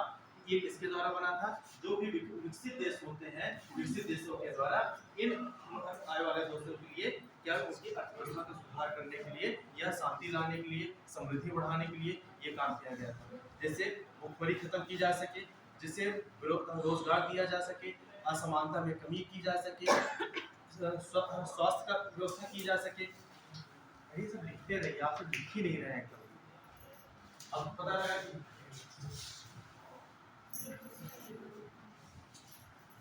अब हम लिखाएंगे तभी लिखते रहेंगे, आप पॉइंट बना के लिखते रहिए ना। इसमें ये किसके लिए होता है कि जैसे इसे गरीबी हटाने के लिए, अब भूखमरी हटाने के लिए, रोजगार देने के लिए, और आर्थिक सहायता दे, आर्थिक समानता बढ़ाने के लिए, और वहां पे स्वच्छ क्लीन ऊर्जा या नवीकरणीय ऊर्जा का बढ़ावा देने के लिए, या वहां पे उसकी मतलब ये आपकी वित्तीय स्थिरता अस्थिरता नहीं, वित्तीय स्थिरता से स्टेबिलिटी लाए, स्थिरता लाए, फूड सिक्योरिटी के लिए, खाद्य सुरक्षा के लिए, फूड सिक्योरिटी, खाद्य सुरक्षा के लिए, वित्तीय स्थिरता, इन सब चीजों के लिए क्या किया जाता है। और ये सब समस्याएं कहाँ सबसे ज्यादा रहती है, ये समस्या सबसे ज्यादा कहाँ रहती है, निम्न मध्यम आय वाले देश में समस्याएं सबसे ज्यादा रहती हैं। जैसे ये कौन से देश ऐसे हो गए सबसे ज्यादा, ये वाले, ये आपके अफ्रीकन कंट्रीज होंगे, कौन से होंगे, अफ्रीकन कंट्रीज। इन ऐसे पैसा मुहैया कराया जाता है, या किसी भी देश में ऐसी क्राइसिस आ गई, उन्हें पैसे की जरूरत होती है, तो उन्हें पैसा मुहैया कराया जाता है, ठीक है। अब इसकी स्थापना लिखिए, आईएमएफ की, हाँ, 1944, 1944, 1944। एक चीज से आईएमएफ को लिख सकते हैं कि ये अंतरराष्ट्रीय वित्तीय संगठन, अंतरराष्ट्रीय वित्तीय संगठन का मतलब कि वही तो पैसा मुहैया करा रही है, इंटरनेशनल फाइनेंस ऑर्गेनाइजेशन। आईएमएफ क्या है, एक प्रकार का अंतरराष्ट्रीय वित्तीय संगठन, इंटरनेशनल फाइनेंस ऑर्गेनाइजेशन, तभी तो पैसा मुहैया करा रही है। अभी इसमें और भी चीज बता रहा था, लेकिन अब टाइम नहीं है लिखवाना, क्योंकि गरीबी है, गरीबी किस एसडीजी दिया है, सस्टेनेबल डेवलपमेंट गोल, सर इसको मुद्रा कोष बोलते हैं। अंतरराष्ट्रीय मुद्रा कोष बोलते हैं। इंटरनेशनल मॉनेटरी फंड ये है ना, अंतरराष्ट्रीय मुद्रा कोष ये एक प्रकार का वित्तीय संगठन है, वो मैं बता रहा हूँ कि इंटरनेशनल फाइनेंस ऑर्गेनाइजेशन है कि तभी तो फाइनेंस ऑर्गेनाइजेशन मतलब वित्तीय संगठन होंगे तभी तो इसके बाद पैसा रहेगा, तभी तो आपको मुहैया कराएगा पैसा। अभी ये बोल रहे हैं तो हम इसका बोलिए तो क्या है इंटरनेशनल मॉनेटरी फंड। ये बताइए गरीबी किस में है, एसडीजी 2 में, और एसडीजी 1 में क्या है, भुखमरी है। एसडीजी मतलब क्या है, सस्टेनेबल डेवलपमेंट गोल, सतत विकास लक्ष्य। इसे प्राप्त करने के लिए 2015 में पेरिस में बैठक हुआ था। उस बैठक में पहले एमडीजी चलता था, मिलेनियम डेवलपमेंट गोल्स। पहले अब इसे अच्छे से पढ़ाना है, ये टॉपिक बार-बार छूट जा रहा है। पहले चलता था एमडीजी। एमडीजी क्या कब से कब तक लाया गया था, 2000 से लेकर के 2015 तक एमडीजी चला। एमडीजी को बोलते थे मिलेनियम डेवलपमेंट गोल्स। क्या बोलते थे, मिलेनियम डेवलपमेंट गोल्स। अभी ना लिखिए, इसे पढ़ा देंगे अच्छे से। डेवलपमेंट गोल्स, इसका अचीवमेंट क्या था कि हम 2015 तक जो टारगेट दे रखे थे हमें अचीव करना था, लेकिन ये 2015 तक ये टारगेट अचीव नहीं हुआ। और क्लाइमेट चेंज, जलवायु परिवर्तन, ग्लोबल वार्मिंग के और बढ़ते हुए स्तर को देखते हुए यहाँ पे क्या हुआ कि इसका टेम्परेचर लेवल और बढ़ता चला गया। किसका, अर्थ का। अर्थ का जब टेम्परेचर लेवल बढ़ेगा इससे क्या समस्या आएगी, देखो टॉपिक कहाँ पढ़ाना है, कहाँ गए। अगर अर्थ का टेम्परेचर लेवल बढ़ेगा इससे क्या समस्या आएगी, वैश्विक तापन की समस्या आएगी। क्या आएगी, वैश्विक तापन की। वैश्विक तापन कब होता है, जब किसी भी अर्थ में क्लाइमेट चेंज, जलवायु परिवर्तन के द्वारा CO2 का इमिशन बहुत ज्यादा होने लगता है। और ये उस बढ़ती हुई अर्थव्यवस्था के साथ चाइना और यूएसए देशों के द्वारा बहुत से ज्यादा इमिशन और अन्य विकासशील देश जैसे इंडिया, इंडोनेशिया, ब्राजील, इन देशों के द्वारा बहुत से ज्यादा क्या किया जाने लगा, CO2 का इमिशन होने लगा, जिसकी वजह से जलवायु परिवर्तन साफ रूप से दिखाई देने लगा, पर्यावरणीय असुरक्षा साफ रूप से दिखाई देने लगा। इसलिए एमडीजी को यहाँ पर रोका गया। अब इसके लिए एक नई धारणा का विकास हुआ। वो धारणा का क्या विकास हुआ, पहले समिट होती है, ये समिट फिर क्या होती है, पेरिस समिट। पेरिस समिट होती है 2015 में। पेरिस कहाँ पे, फ्रांस में। इस यहाँ पे इस समिट का नाम होता है कॉन्फ्रेंस ऑफ पार्टी 21।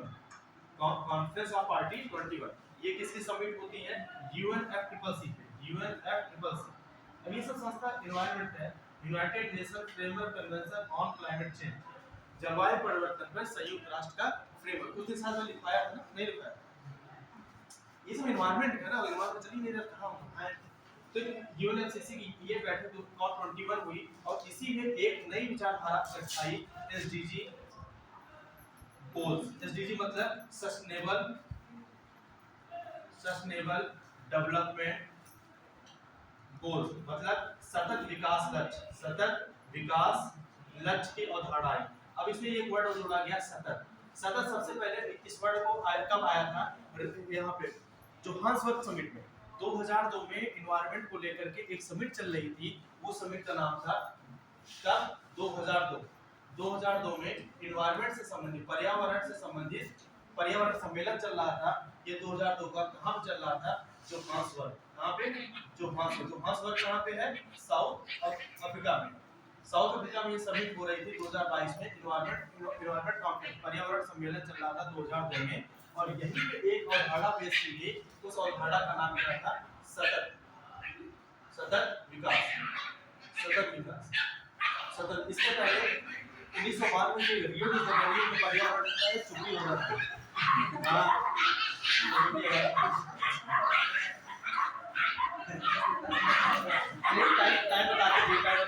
टाइम हुआ 4-5 हो गया, होगा किसी कंप्लीट।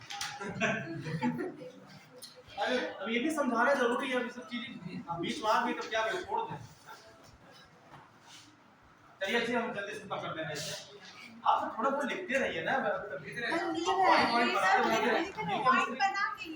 क्योंकि क्या है ना कि आप कितनी बार कह लेते दिक्कत हो जाएगी ना, पता नहीं बातें सर पॉइंट में लिखते हैं, ये सेव कर लेते हैं माइंड में। अच्छा नहीं, बहुत बढ़िया करते हैं, ठीक है। देखो सन 2002 में एक पर्यावरण सम्मेलन चल रहा था, कहाँ पे, जोहान्सबर्ग। इसे हम थोड़ा कहानी टाइप बताते हैं जिससे लिंक रहता रहा पॉइंट में। 2002 में जोहान्सबर्ग जब सम्मेलन चल रहा था, इसी में एक नई अवधारणा का जन्म हुआ, सतत विकास, सस्टेनेबल डेवलपमेंट। और इसी सस्टेनेबल डेवलपमेंट जो चल रहा था, यहाँ पे 2015 में मिलेनियम डेवलपमेंट गोल्स को हटा करके एसडीजी लाया गया और ये एसडीजी जो है सस्टेनेबल डेवलपमेंट गोल्स 17 गोल्स रखे गए। कितने गोल्स रखे गए? 17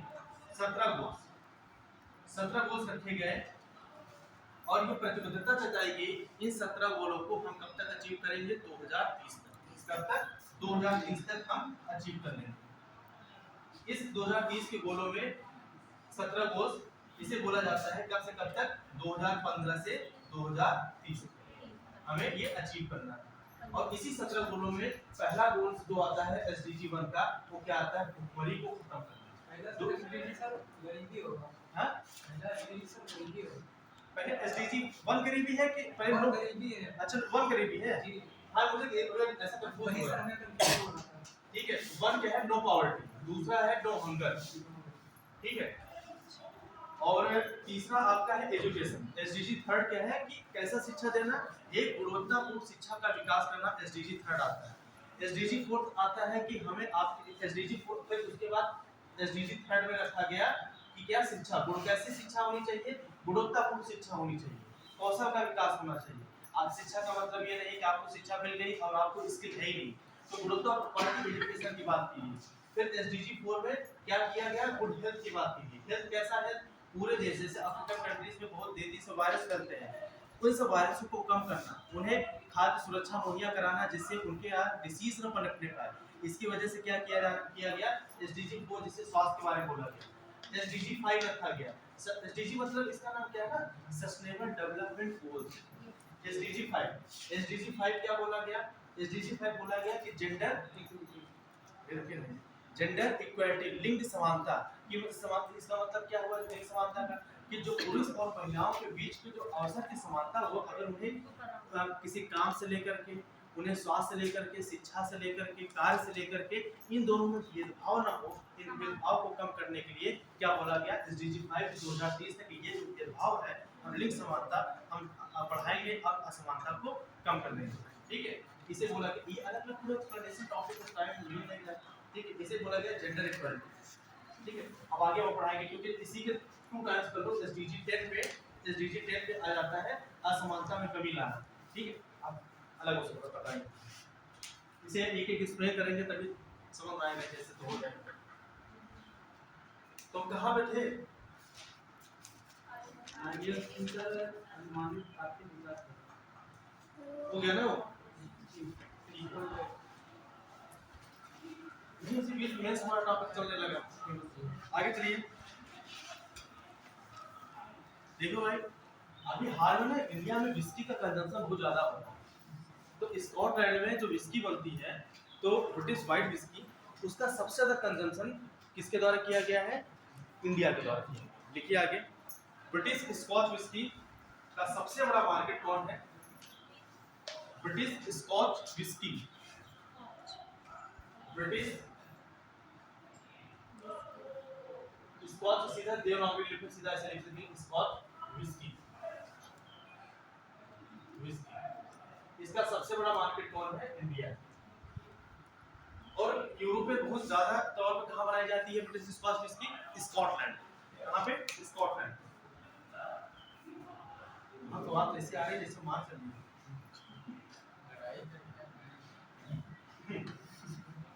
अरे इसका आईएमएफ का गठन 1944 में लिखा है, हेडक्वार्टर लिख लेना, भूल गए थे, वाशिंगटन डीसी। और एक पॉइंट और लिख लीजिएगा कि संयुक्त राष्ट्र की ये क्या है? वित्तीय एजेंसी, फाइनेंस एजेंसी। आईएमएफ हां मुख्य बैंक की नहीं भाई, बिग बैंक है ही नहीं आईएमएफ। यूनाइटेड नेशन, संयुक्त राष्ट्र की। आईबीआरडी वो सब और आईएमएफ वो तो अलग काम करते हैं, 5 बैंक मिल करके वर्ल्ड बैंक बनता है। ये यूनाइटेड नेशन की मुख्य एजेंसी है। देखिए ये संयुक्त आईएमएफ वाले में 2 पॉइंट इसका लिख लीजिए। इसका हेडक्वार्टर वाशिंगटन डीसी है और दूसरा पॉइंट है यूनाइटेड नेशन की। ये यूनाइटेड नेशन की ये वित्तीय एजेंसी है, finance agency of United nation, संयुक्त राष्ट्र की वित्तीय एजेंसी। वो ये लिख लिया ना, ब्रिटिश स्कॉच विस्की वाला लिख लिया ना। आगे लिखिए, UAE India, UAE, UAE United Arab Emirates, UAE Hindi में सीधा ऐसे लिखेंगे यूएई ऐसे, यूएई इंडिया बिजनेस काउंसिल, मैं लिख दे रहा हूं यूएई इंडिया। देखो कुछ इंग्लिश टर्म आएंगे, अब इसे याद कीजिए क्योंकि सीधे सीधे एग्जाम ऐसे ही देखेंगे। Business council, business council UAE chapter, UAE UIBC और यूसी। ये क्या है? अब यहां से नाम पता चल रहा है UAE India business council UAE chapter, या इसे शॉर्ट फॉर्म बोला जाता है यूआईबीसी यूसी। ठीक है, ये है क्या? इसे आप समझ रहे होंगे कि भारत क्या है कि अपने पश्चिमी जो अरेबियन क्षेत्र होता है,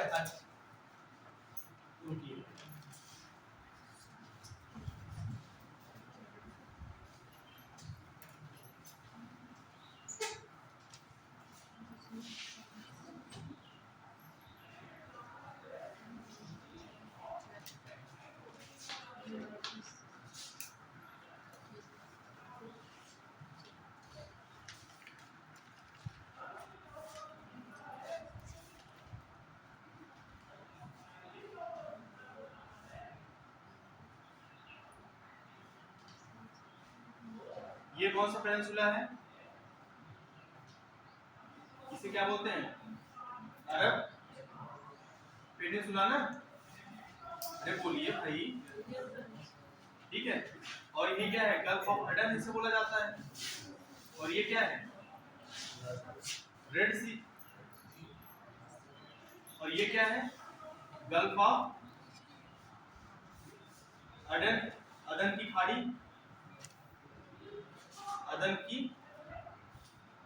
खाड़ी है ये। और ये क्या है? लाल सागर है। और इसी लाल सागर में आपकी कौन सी कंट्री है? यहीं पे यूएई है। कौन सी है? यूएई। और इसी यूएई के साथ, इंडिया के साथ एक समझौता हुआ है आर्थिक संबंधों को मजबूत बनाने के लिए।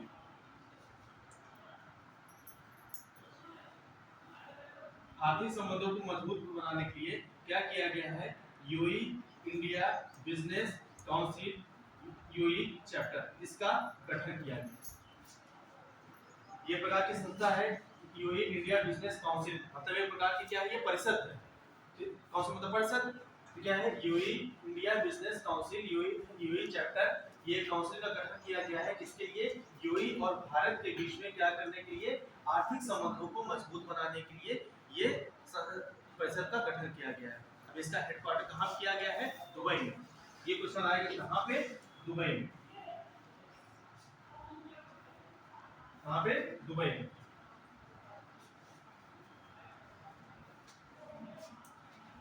दुबई में। ये किसके लिए? कि आर्थिक संबंधों को मजबूत बनाने का मतलब क्या हुआ? इसका मतलब क्या हुआ? आर्थिक संबंधों को मजबूत बनाने का मतलब क्या हुआ? कि बाइलेटरल ट्रेड को बढ़ावा देना, मतलब द्विपक्षीय, इसके लिख लो, मतलब द्विपक्षीय व्यापार का बढ़ावा देना। द्विपक्षीय व्यापार का बढ़ावा देना। आर्थिक संबंधों को मजबूत यूएई के साथ क्या करेगा इंडिया? कि द्विपक्षीय व्यापार को बढ़ावा देगा। दूसरा, इन्वेस्टमेंट, निवेश का बढ़ावा देगा। इन्वेस्टमेंट को बढ़ावा दिया जाएगा।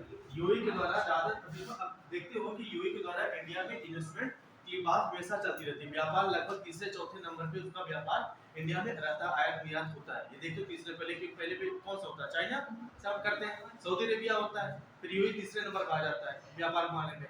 अगर देखा जाए ट्रेड डेफिसिट तो है, लेकिन चाइना के साथ जितना ट्रेड डेफिसिट है उतना यूएई और सऊदी अरेबिया के साथ नहीं है। ठीक है, ट्रेड व्यापार घाटा जानते हो ना क्या होता है? वो भी बताना पड़ेगा। ठीक है, कुछ चल रहा पढ़ते नहीं हो व्यापार का, वो भी बताएं। चलिए अच्छा बता रहे हैं, अब इसी में समझा दे रहे हैं। जैसे हमने क्या बोला कि द्विपक्षीय व्यापार को बढ़ावा देने के लिए, हाँ? दूसरा क्या है, इन्वेस्टमेंट करने के लिए। भारत का अब ये सुने होंगे कि जो ट्रेड व्यापार घटा हो रहा है वो चाइना के साथ कितना है, $100 बिलियन के पार चला गया। इसका मतलब क्या है, अगर कहीं वर्ड आ जाता है ट्रेड डिफिसिट का, हमसे घाटा लॉस नहीं बोलते हैं व्यापार में, हम टर्म देते हैं क्या, ट्रेड डेफिसिट। इसका मतलब होता है घाटा। कैसा घाटा, अगर मान लो जैसे फॉर एग्जांपल मान लो ये क्या है, इंडिया है, और इंडिया के साथ यहीं पे क्या है, ये हो गया ना,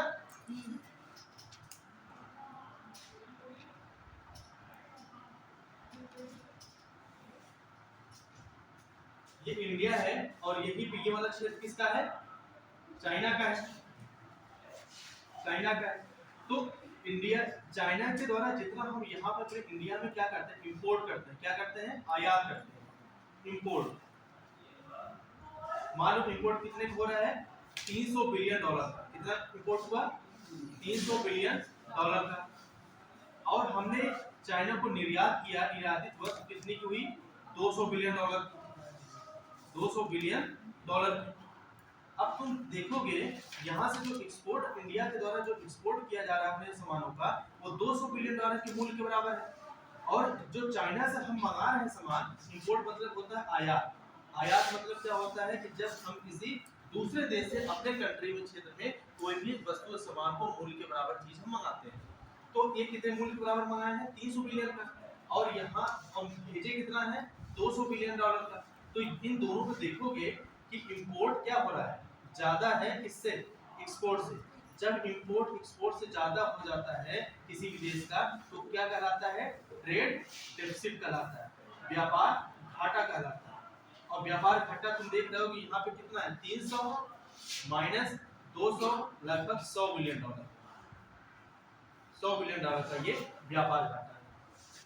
यही होता है व्यापार घाटा, कि किसी भी देश के द्वारा अगर इंपोर्ट आयात ज्यादा हो जाए और निर्यात कम हो जाए, तो वो किसमें कन्वर्ट हो जाता है, उसकी आर्थिक व्यवस्था व्यापार घाटे में कन्वर्ट हो जाती है।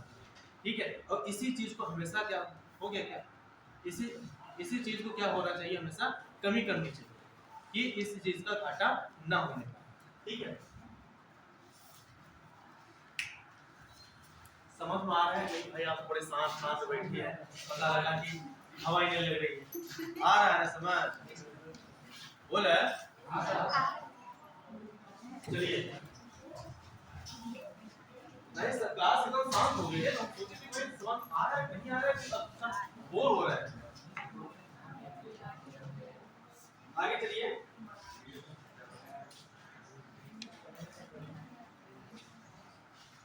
अच्छा अभी हाल ही में क्वेश्चन एक आ सकता है, विंडफॉल टैक्स क्या होता है, विंडफॉल टैक्स एक लाइन जल्दी से लिख लीजिए, विंडफॉल टैक्स। क्योंकि गवर्नमेंट ऑफ इंडिया के द्वारा ना अभी विंडफॉल टैक्स में क्या किया गया, कमी किया गया है, तो भी पता लगा आपके क्वेश्चन ये बन गया, विंडफॉल टैक्स क्या होता है। अभी भी यहाँ पर ज्यादा उसका मतलब यहाँ एक्सप्लेनेशन नहीं देंगे,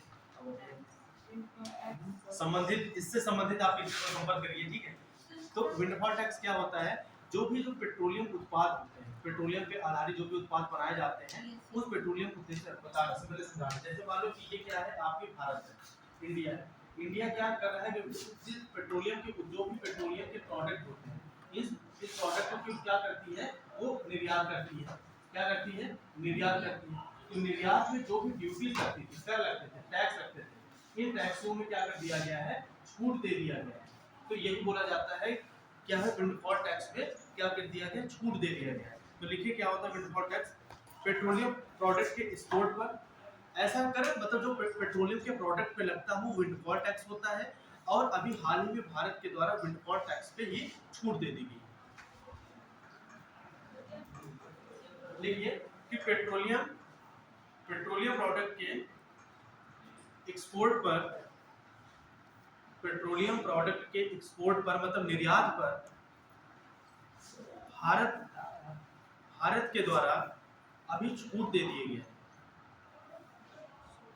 छूट दे दिया गया। यही कहा जाता है कि भारत के द्वारा विंडफॉल टैक्स में छूट दे, यही क्या कहा जाता है कि विंडफॉल टैक्स में, विंडफॉल कर में छूट दे। एक पॉइंट और लिख लीजिए, भुगतान और निपटान प्रणाली अधिनियम कब आई थी, भुगतान और निपटान प्रणाली अधिनियम। कुछ पॉइंट ऐसे लिखा देना, कभी क्वेश्चन मैच द फॉलोइंग आ गया, भुगतान और निपटान प्रणाली अधिनियम। निपटान प्रणाली अधिनियम कब आई थी? 2007। भुगतान और निपटान प्रणाली अधिनियम कब आई थी? 2007 में।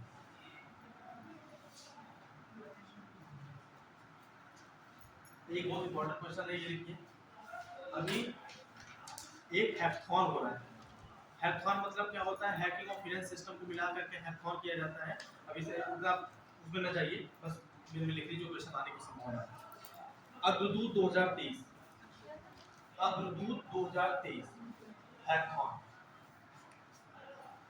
अग्रदूत 2023 हैकाथॉन किसके द्वारा चलाया जा रहा है? आरबीआई के द्वारा। किसके द्वारा?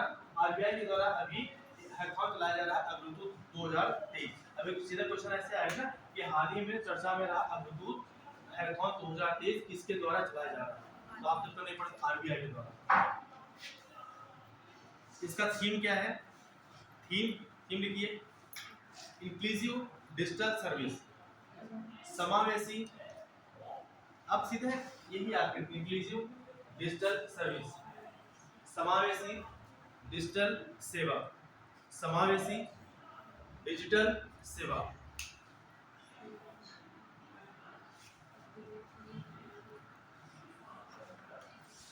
और इंग्लिश में से क्या बोलते हैं अग्रदूत को? किस नाम से चलाया गया? हरविंगर। इसे लिख लीजिए, अग्रदूत को क्या, अगर इंग्लिश में भी आ गया तो हरविंगर, हरविंगर 2023। इसका एक और नाम क्या है? हरविंगर 2023, हरविंगर 2023।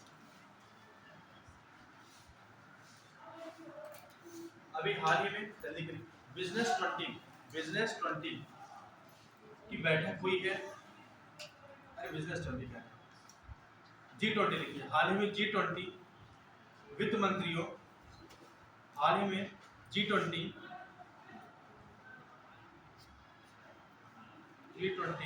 वित्त मंत्रियों एक केंद्रीय बैंकों के गवर्नर की पहली बैठक हुई। हाल ही में G20 वित्त मंत्री एवं केंद्रीय बैंकों के गवर्नर की पहली बैठक हुई है। कहाँ पे? कर्नाटक में, कर्नाटक के बेंगलुरु में। जल्दी जल्दी लिख लीजिए, कर्नाटक के बेंगलुरु में। हाल ही में G20 वित्त मंत्रियों और केंद्रीय बैंकों के गवर्नर की पहली बैठक हुई है। कहाँ पे? कर्नाटक में। कर्नाटक में कहाँ पे? बेंगलुरु में।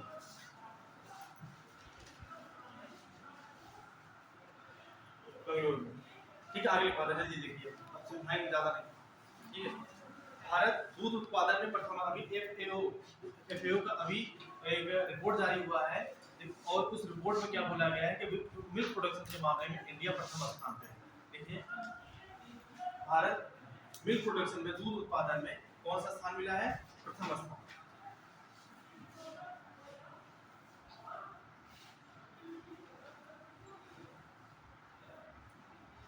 दो 2014-15 से लेकर के 2014-15 से लेकर के 2021-22 तक, 2014-15 से लेकर के 2021-22 तक,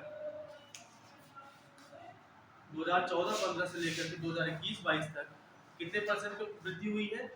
51%, 51% का मिल्क प्रोडक्शन में, दूध उत्पादन में वृद्धि हुई है।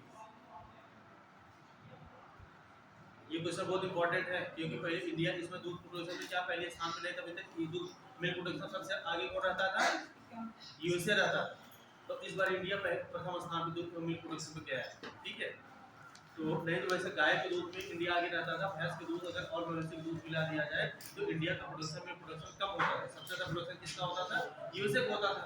लेकिन ये फर्स्ट टाइम ऐसा है कि अभी इंडिया क्या हुआ कि सारे मवेशी को ऊपर मिला दिया जाए तो मिल्क प्रोडक्शन में पहले स्थान पे गया। राज्यों में पहले उत्तर प्रदेश, वही राजस्थान अभी नहीं, राजस्थान अभी नया आंकड़ा जो जारी हुआ है राजस्थान बात, राजस्थान क्योंकि राजस्थान हुआ था फिर पीछे चला गया। आगे लिखिए। अच्छा, एक चीज हमने उसमें जहाँ पे आप सब लिखते थे कि टाटा ने अभी हाल ही में इलेक्ट्रिक व्हीकल के साथ मतलब उसके ऊपर के साथ समझौता किया था। एक पॉइंट नोट डाउन करा जो हम पढ़ाने लगे फिर एसडीजी, चलो एक पॉइंट नोट डाउन कर लीजिए, वहां पे इंपॉर्टेंट है। ऊपर का लक्ष्य है, ये क्वेश्चन आ सकता है कि किस विदेशी कंपनियों का लक्ष्य है कि शून्य कार्बन उत्सर्जन का लक्ष्य वो कब तक निर्धारित की है या कब तक होगा। लिखिए ऊबर के द्वारा 2040 तक, 2000 बहुत इंपॉर्टेंट है, ऊबर के द्वारा 2040 तक शून्य उत्सर्जन वाले वाहनों,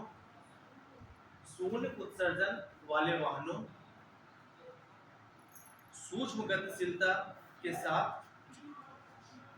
सूक्ष्म उत्सर्जन वाले वाहनों और सूक्ष्म गतिशीलता के साथ 100% सवारी करने के लिए प्रतिबद्ध व्यक्त किया गया। सूक्ष्म गतिशीलता के साथ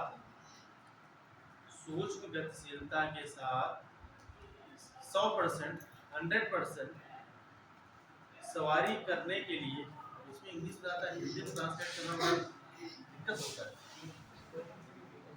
के साथ 100% सवारी करने के लिए प्रतिबद्धता व्यक्त किया गया है।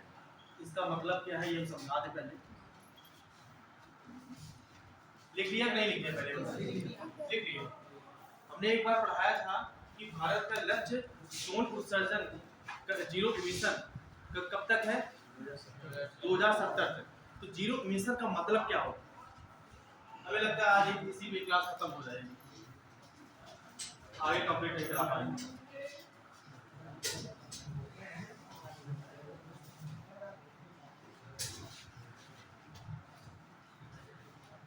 एक बात इसमें यह बोला गया है कि अब ये क्वेश्चन कैसे आएगा, ऊबर कंपनी ने कब तक अपनी इलेक्ट्रिक व्हीकल में सूक्ष्म गतिशीलता या स्वच्छ एनर्जी के साथ गतिशीलता के मामले में उसने शून्य उत्सर्जन को कब तक प्रतिबद्धता किया है? 2040 तक।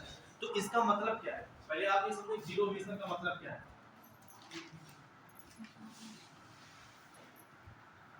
शून्य उत्सर्जन, इसका मतलब क्या है वो पढ़ा चुका, बताइए कोई बच्चा बताए जीरो इमिशन का मतलब। क्योंकि इंडिया का लक्ष्य रखा गया है शून्य उत्सर्जन का 2070 तक, और ऊबर कंपनी क्या बोल रही है कि संचार के क्षेत्रों में गतिशीलता के मामले में कब तक रखा गया? 2040 तक वो कर देगी। और इंडिया का पूरा लक्ष्य कब तक रखा गया शून्य उत्सर्जन का? 2070 तक। ये जो हम पढ़ा रहे थे नेशनल ग्रीन हाइड्रोजन मिशन, उस समय मैंने ये बात बताई। ये बताइए जीरो इमिशन होता क्या है, बताइए तब तक हम पानी पी लें। जल्दी बताइए। इसके बाद मैं बता रहा है कार्बन सिक्वेस्ट्रेशन। हाँ ना अरे हम समझ गए आप गूगल कर रहे हैं। अच्छा ठीक है बताइए।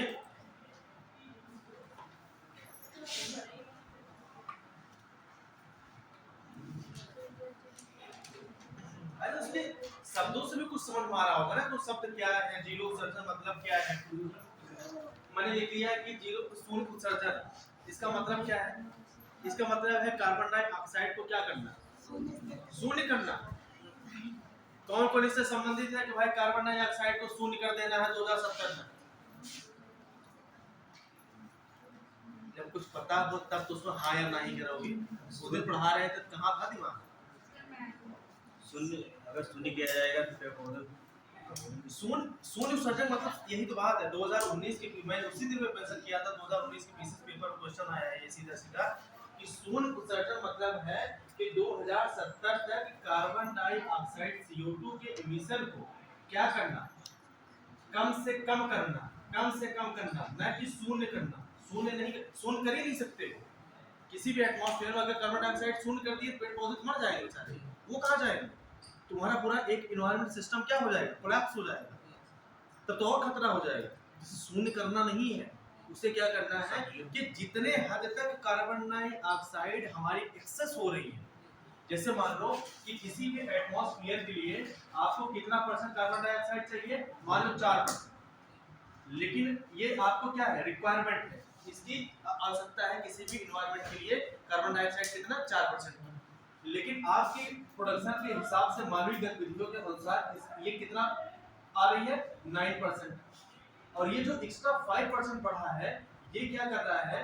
आपके यहाँ पे आपके इन्वायरमेंट पे क्या कर रहा है, प्रभाव डाल रहा है, जिसकी वजह से क्या हो रहा है, जलवायु परिवर्तन हो रहा है, जलवायु परिवर्तन। और इसी वजह से क्या हो, ग्लोबल वार्मिंग हो रहा है। इसी वजह से क्या हो जा रहा है कि आपका हीटिंग हो रहा है, हीट वेव चल रहा है, आपके जलवायु पूरी तरह से परिवर्तन आ रहा है, कभी गर्मी कभी ठंडी, कितना ज्यादा बाढ़ आ जाना, एल नीनो ला नीनो का प्रभाव ज्यादा आ जाना, कभी ठंडी बहुत ज्यादा कभी बाढ़ बहुत ज्यादा, जिससे क्या होगा कि और आपका सुनामी का आ जाना, ये सब सारी समस्याएं आ रही हैं, अर्थक्वेक का आ जाना, डिसबैलेंस होना, यही तो चल रहा है ना, यही तो होता है आपके ग्लोबल वार्मिंग और पूरी तरह से ये आपका क्लाइमेट चेंज, जलवायु परिवर्तन का कारण। ठीक, ये किसकी वजह से हो रहा है, ये एक्स्ट्रा 5% के प्रभाव की वजह से हो रहा है। शून्य उत्सर्जन यही बोला गया है कि यही जो एक्स्ट्रा 5% है, इसे हम काट करके हम इसे इतने लेवल पे ला देंगे जहां पे CO2 का प्रभाव हमारे इन्वायरमेंट पे पूरा न पड़े। ये होता है क्या, जीरो मिशन। जीरो मिशन का मतलब ये नहीं है कि शून्य कर देना, शून्य कर दोगे तो पेड़ पौधे जो है बेचारे फोटोसिंथेसिस में वो क्या करते हैं, कार्बन डाइऑक्साइड भी तो लेते हैं, तो फोटोसिंथेसिस नहीं कर पाएंगे, प्रकाश संश्लेषण नहीं कर पाएंगे, तो भोजन क्या बनाएंगे, जब वो भोजन नहीं बनाएंगे तो आपको भोजन देंगे क्या, क्योंकि जो पेड़ पौधे होते हैं वो क्या होते हैं, मैंने पढ़ाया था, पेड़ पौधे क्या है, प्रोड्यूसर है, उत्पादक है। फूड एक क्या होता है, फूड चेन होता है कि वो क्या होते हैं, पेड़ पौधे क्या है, प्रोड्यूसर है, और प्रोड्यूसर मतलब उत्पादक। उत्पादक क्या होते हैं, स्वपोषी होते हैं।